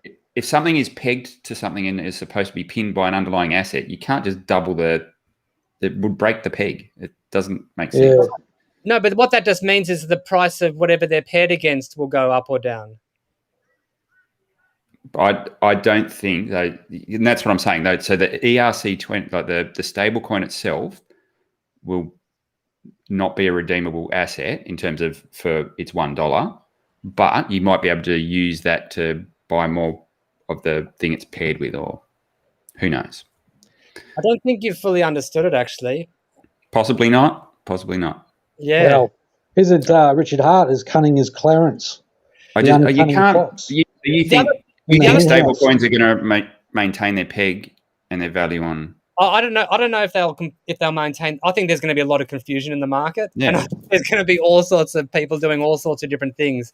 So I don't know whether they'll maintain their peg. They're all coming out of the woodwork, weren't they? I think people They'll all will come operate out. as if they are that pegged asset, and because it's all the pairs coming over with it. You've got all of the it's just It's interesting. It's interesting. The other thing is, I think with those people, they could cut off all of those addresses, but that would be doing something. And I think legally, it's much safer for those people who can coin or whatever who control USDC. It's much safer for them to do nothing. And so I don't think they will do anything. I think they'll just leave it and it will trade. And if you want to cash in, if you want to hold the USDC and then get your copy over. So it's the same thing as happening with the Hex. We had this one Hex, but now the chain's getting duplicated. So we have both versions. And One's totally decentralized. One is assets backing an issue. You can't just duplicate the asset and have that same value. You actually can, because it's actually just a token representing the asset. It's not the actual asset. You can't do it. You can't do it, man. I agree with Dexter. You can't do it. What people call fraud. It's like me making $1 coins. Just making you can do it. You can technically do it. That's what they're essentially. But it won't retain the value. 20s. So all the ERC20s have value, but we're just going to go make them all pulse PRC. Exactly. So will that be like a stock split or something like that? It's the same market thing. will figure it. You would think in an efficient market that they would both, each would be worth half the value, but markets operate efficiently, and so we will probably just get more. It's just getting more money. Oh no! In terms of ERCs that are not pegged to an asset, pegged in inverted commas, but are not supposedly backed by an asset, they will definitely come across, and value will find its price. Equilibrium will interesting be between chains, or with these bridges as well. It's not just. It's actually bridges are not a very good metaphor. It's actually kind of like a post office, having post office on each chain. So, on the Ethereum chain, you will have a Uniswap, a market where you'll have the wrapped USDC from the Pulse chain trading against the ETH USDC, and on the Pulse chain, you'll have the wrapped ETH USDC trading against the Pulse USDC. I'm going to have to think about that a bit more. Basically it's taken on. It's competition. It's competition for Ethereum. It's a mind fuck, eh? That's going to happen with every single ERC. So this is exactly what I'm saying about where the opportunity lies, is being in the know and understanding what's coming down the track will at least allow you to make a decision based on that. And you might find some pretty cool loopholes where you can pick up good quality ERCs for cents on the dollar sort of thing. Yeah. Just thinking now, I'm thinking that the really big opportunity will just be to get Pulse Chain, because Pulse Coin or this X coin or whatever, because there's a whole lot of people who don't know about this. Yep. And people don't. There's a lot of people still don't know about Hex as well. That's why we do these streams, man. That's why we're doing what we do. Exactly. Yeah. And that's why we've been presented with this opportunity. because we've gone and looked into it and have sussed it all out, and we're the early adopters testing it out. So we're taking all sorts of risks. Like So no expectations once again, but I mean, Oh, there that's was brilliant. that. I was going to say that's a brilliant catchphrase. That no expectations. But there was, like I mean, because it's just the value of 400x has been bandied about. So do with that what you will. And Sammy, what are you thinking of in terms of the new Pulse chain and whether you invest in it? So I'm really excited about it, and I've actually stopped buying Hex, even though it's like pretty dirt cheap today. We just had a dump before a drop in price. Ask Gunther who was that? Who was that masked bandit dumping Hex? You. It wasn't that much. I love dumping on your head, Sammy. You love it when I do that. Mate, stop selling. Yeah. No, what I'm gonna do. Stop making me hard for no reason. I agree on Jexa. There's a point where there's going to be game theory involved. That's what Jex is talking about, and that's what we're waiting on to make a move right before we work out how we're going to maximize our profits in this. Right? We know it's Richard's coin. We know he's smart. We know it's going to do well. So basically, what I'm thinking, I mean, I'd like to drop like 10 ETH into Pulse, but I just don't have it. That's a lot of money. He's got some ticker, that Richard Hart, hasn't he? He's got some ticker. He's taken on the big powerful entities in crypto, isn't he? He's like saying, he sure is. It's going to rattle some cages, that's for sure. He's having a crack at him. He's having a crack, all right. And you know what I love about him is he's got the balls to do it. Yeah, I love that. I think it's awesome.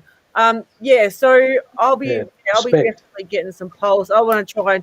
I don't know about day one. I might drop a little bit in day one, but we know it's not going to stay up forever. So maybe dollar cost average in, like I should have done with Hex, which I wanted to do. I think it's going to be the reverse this time. Yeah, you reckon?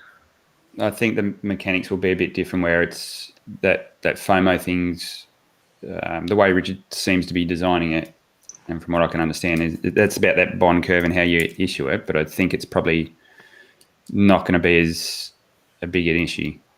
So you reckon day one, get in there? Well, hey, I don't know enough about it yet. All right, you got to see it all. But I'll ask Richard on stream. Make it one of my questions about the day one FOMO and see what he says, because I think everyone would appreciate that. I mean, he might say it anyway. But I'll ask that so we all got a heads up on what we should do, because Richard's going to be right. So, hey, Jexa, I've got your what's this? Your seed phrase triage video. That's been very very helpful, and I've pointed a few other guys in the Super Voice chat as well towards that, and it's good video, mate. So thanks for that. Just you're boned up on it now. Hexsafe.win. I'm still too scared to touch the mother. I'm working on it. Right. Still. Yeah, later if you need a hand, mate. Yeah, I'm not obviously. It's gonna be scary. No, it's not. No, I've got it. I'm not worried. I'm not worried at all. But yeah, I'm still working through the process. I've got it sussed, but yeah. Cool. And if anybody is wants to give their opinion about anything to do with Pulse Chain, go into the chat and stick your opinion in. If you think it's better if it's a 30-day period, or if it's a 1 week period, or if it's a 60-day period of launching, or if you think a bonding curve is a good idea, or if, what kind of bonding curve it is, whether it's that S thing that Jexa said or whatever. Richard is really he's formulating all of this at the moment, and so all of your inputs, matter, and are heard. What if you go there and there's 15,000 messages that unread? What do you do then? Go to the pinned ones. They're the most important. Read Richard's. Just go to wherever Richard has said something and see what he's replying to, and you can get through. You can get the gist of everything that's happening just by doing that. Okay, so Richard's been adding to the pinned messages. So every time he gets a little bit more info, he taps that on there. So start with the pinned messages, and that'll give you that'll give you the breakdown of where we're at. Sounds good. I have to get up to speed on that. Every week as well, so you don't. I'm happy with Hex. I don't care. It's good, but I'm happy with Hex. Yeah. I ended a 1 year stake yesterday or today. Yesterday, and it only cost like $99. So what? Mm. You know? $100 for a 1 year stay to make it. To end it. Oh, to end it. Yeah, Yeah, right. and it was worth in the thousands. So Gas like, is really why good. would you care about it? Why do you care about Yeah, $100? guys, gas on the weekends. Yeah. Save your end staking for the weekends. That's just total rule of thumb. Like we've seen huge gas during the week, So, and as the week it goes down. Just want to. I'm wondering whether some of the changes have actually had a positive effect. So, the GUI has obviously dropped, and it's lowest that I've seen it in a long time. And I'm wondering whether that S-load thing has actually, and not knowing which contracts use it, has it actually curbed a lot of the degen trading type stuff, or some of the behaviors that were forcing the price up of GUI and filling up blocks? So if bots are if it's no longer profitable for bots to be doing these sorts of things, or it makes it less profitable, does that actually have a positive impact on the GUI it's required to process your transaction? I'm not sure. It's definitely like a lot cheaper on the weekends, that's for sure. Right after the fork, it wasn't. The gas prices were just as high for a while. So I don't know if that takes a while for. And it could just be the nature of we've just had a big dip as well across the board. Yeah. So maybe that's just everyone's putting their hands in their pocket sort of thing. My reading of it is that we had ICOs, which were the big pumpermental back in 2017. Then we had DeFi. Then they threw NFTs on it to try to get everyone pumping away. I think the next thing is going to be interoperability.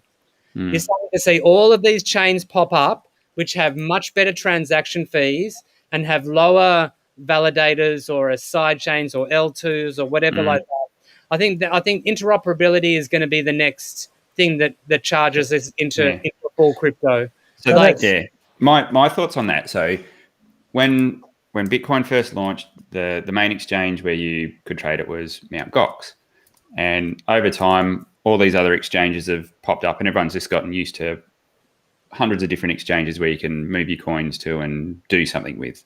Leave them there. And we've, from a network perspective, we've been like that isolated island of Ethereum on that one chain for a while, but now all these layer 2s and other sorts of things are popping up, and it's going to be just like moving your funds from your wallet to your exchange. You're just going to move between different layers and different networks a lot more seamlessly. I think to think that everyone's just going to stay on layer 1 now that's probably changed forever now. So the bridging's going to get easier, Jex. Is that what you're saying? That's what you mean by interoperability? Is that what you mean, Lewis? Well, obviously the ease of switching a chain now, it's not difficult at the moment, but it's still a little bit technical. You've got to enter in a few settings, but I think that will get easier and get built in. Like when you look at things like Cosmos. Yeah. And that now with Trust Wallet or something. Like there is stuff, it's definitely like everyone is, because they've seen, I think that the high transaction fees on Ethereum have really bogged the uptake down. Maybe the price, it's kept the price high because people have to buy it to keep transacting. But and that's where all the economic energy is. So of course, and people coming into the space, they normally buy BTC and ETH. But like there's all sorts of chains jumping out now, and people are using them. People are using Binance Chain. That's the thing. Yeah. People are going to argue, it's a centralized thing, but people don't give a shit. People are using it. And it's a mugs game trading in and out of coins though like that, isn't it?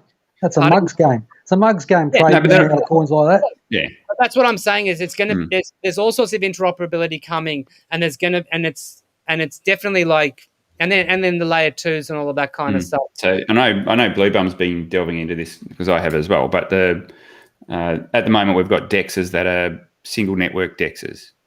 So Uniswap runs on Ethereum, but multi-chain DEXs are a thing. Wow. So, that's interesting. Swapping BTC to ETH, swapping BTC to Litecoin, swapping Litecoin to like Hex. Like you're going to be able to do all of that. Yeah, so I think that that isolated island thing is this year and next year will be the year when that dissolves, that barrier between the networks gets less and less. And you know what? This presents a great opportunity to wrap Hex stakes and put them as the liquidity backing for other chains.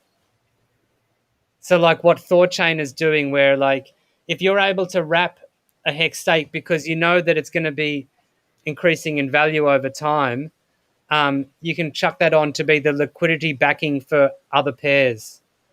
You're going to have stuff like that. Yeah, So right. that- Hex, you Interesting. know, you said gas was cheap before. Like, how Mm. cheap are we talking about in US dollars?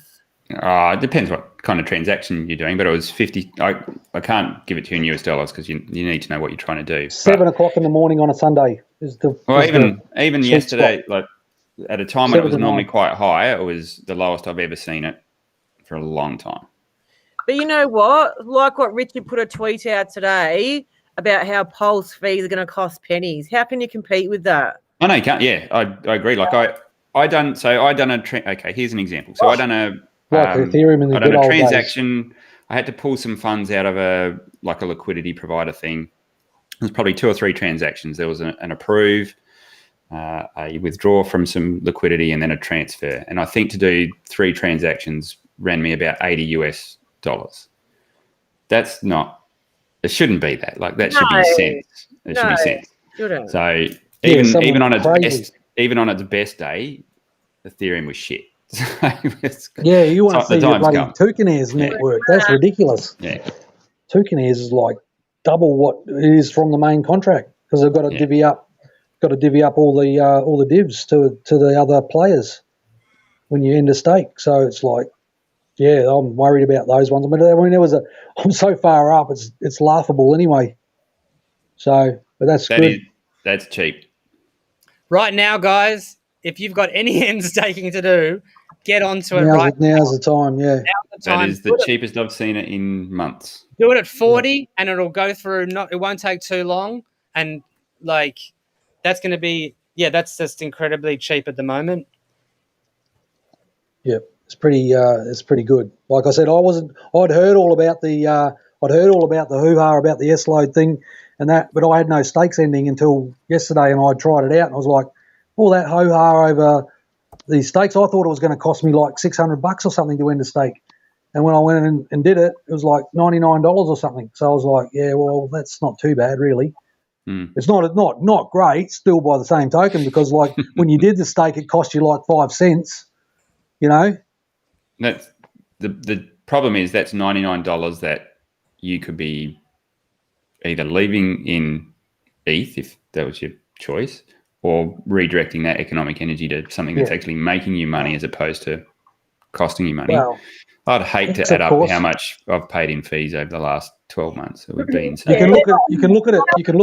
I don't want to look at it. Sorry to stop the gas binge. We all hate the gas. We know that. Listen, we've been going over 2 hours, and I wanted to that's a really good sort of place to limit it at. I know that we can, Hexicans can talk the chrome off a tow bar. Ramble.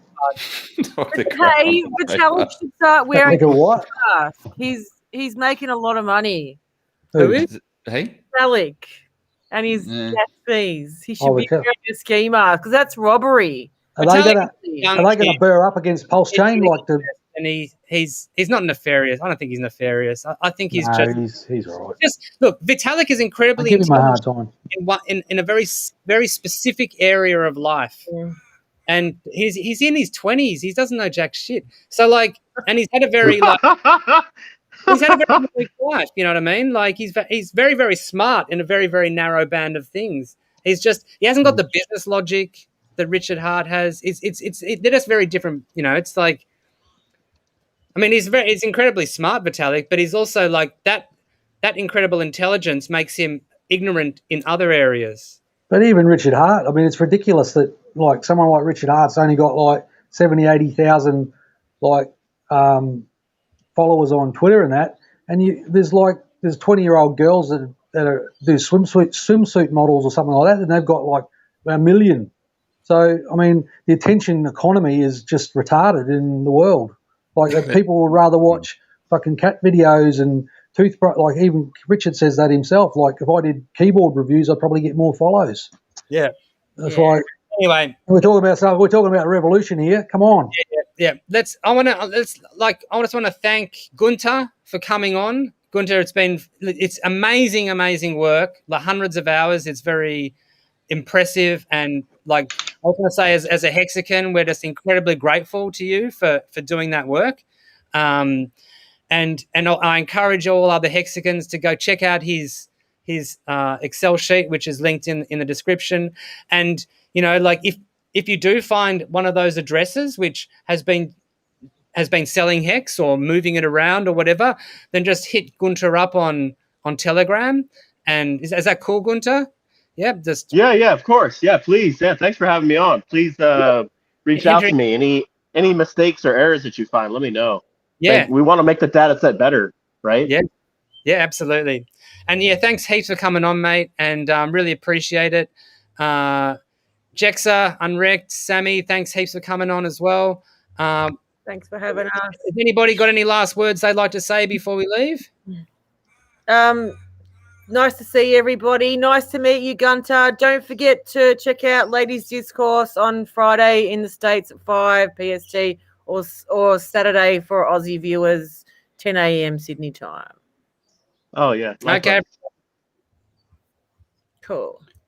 Okay, everyone. See you guys. See you guys. Have a good one. Bye. Enjoy the. Is the Fed just going to print money? That's literally what Congress has told us to do. There's enough cash in the financial system, and there is an infinite amount of cash at the Federal Reserve, an infinite amount of cash at the Federal Reserve, an infinite amount of cash. No, you can't just print more money. I saved the economy. We're trillions of dollars in debt. The debt to GDP ratio is out of control. Who's going to pay for it? Haha. Money printer go brrrr.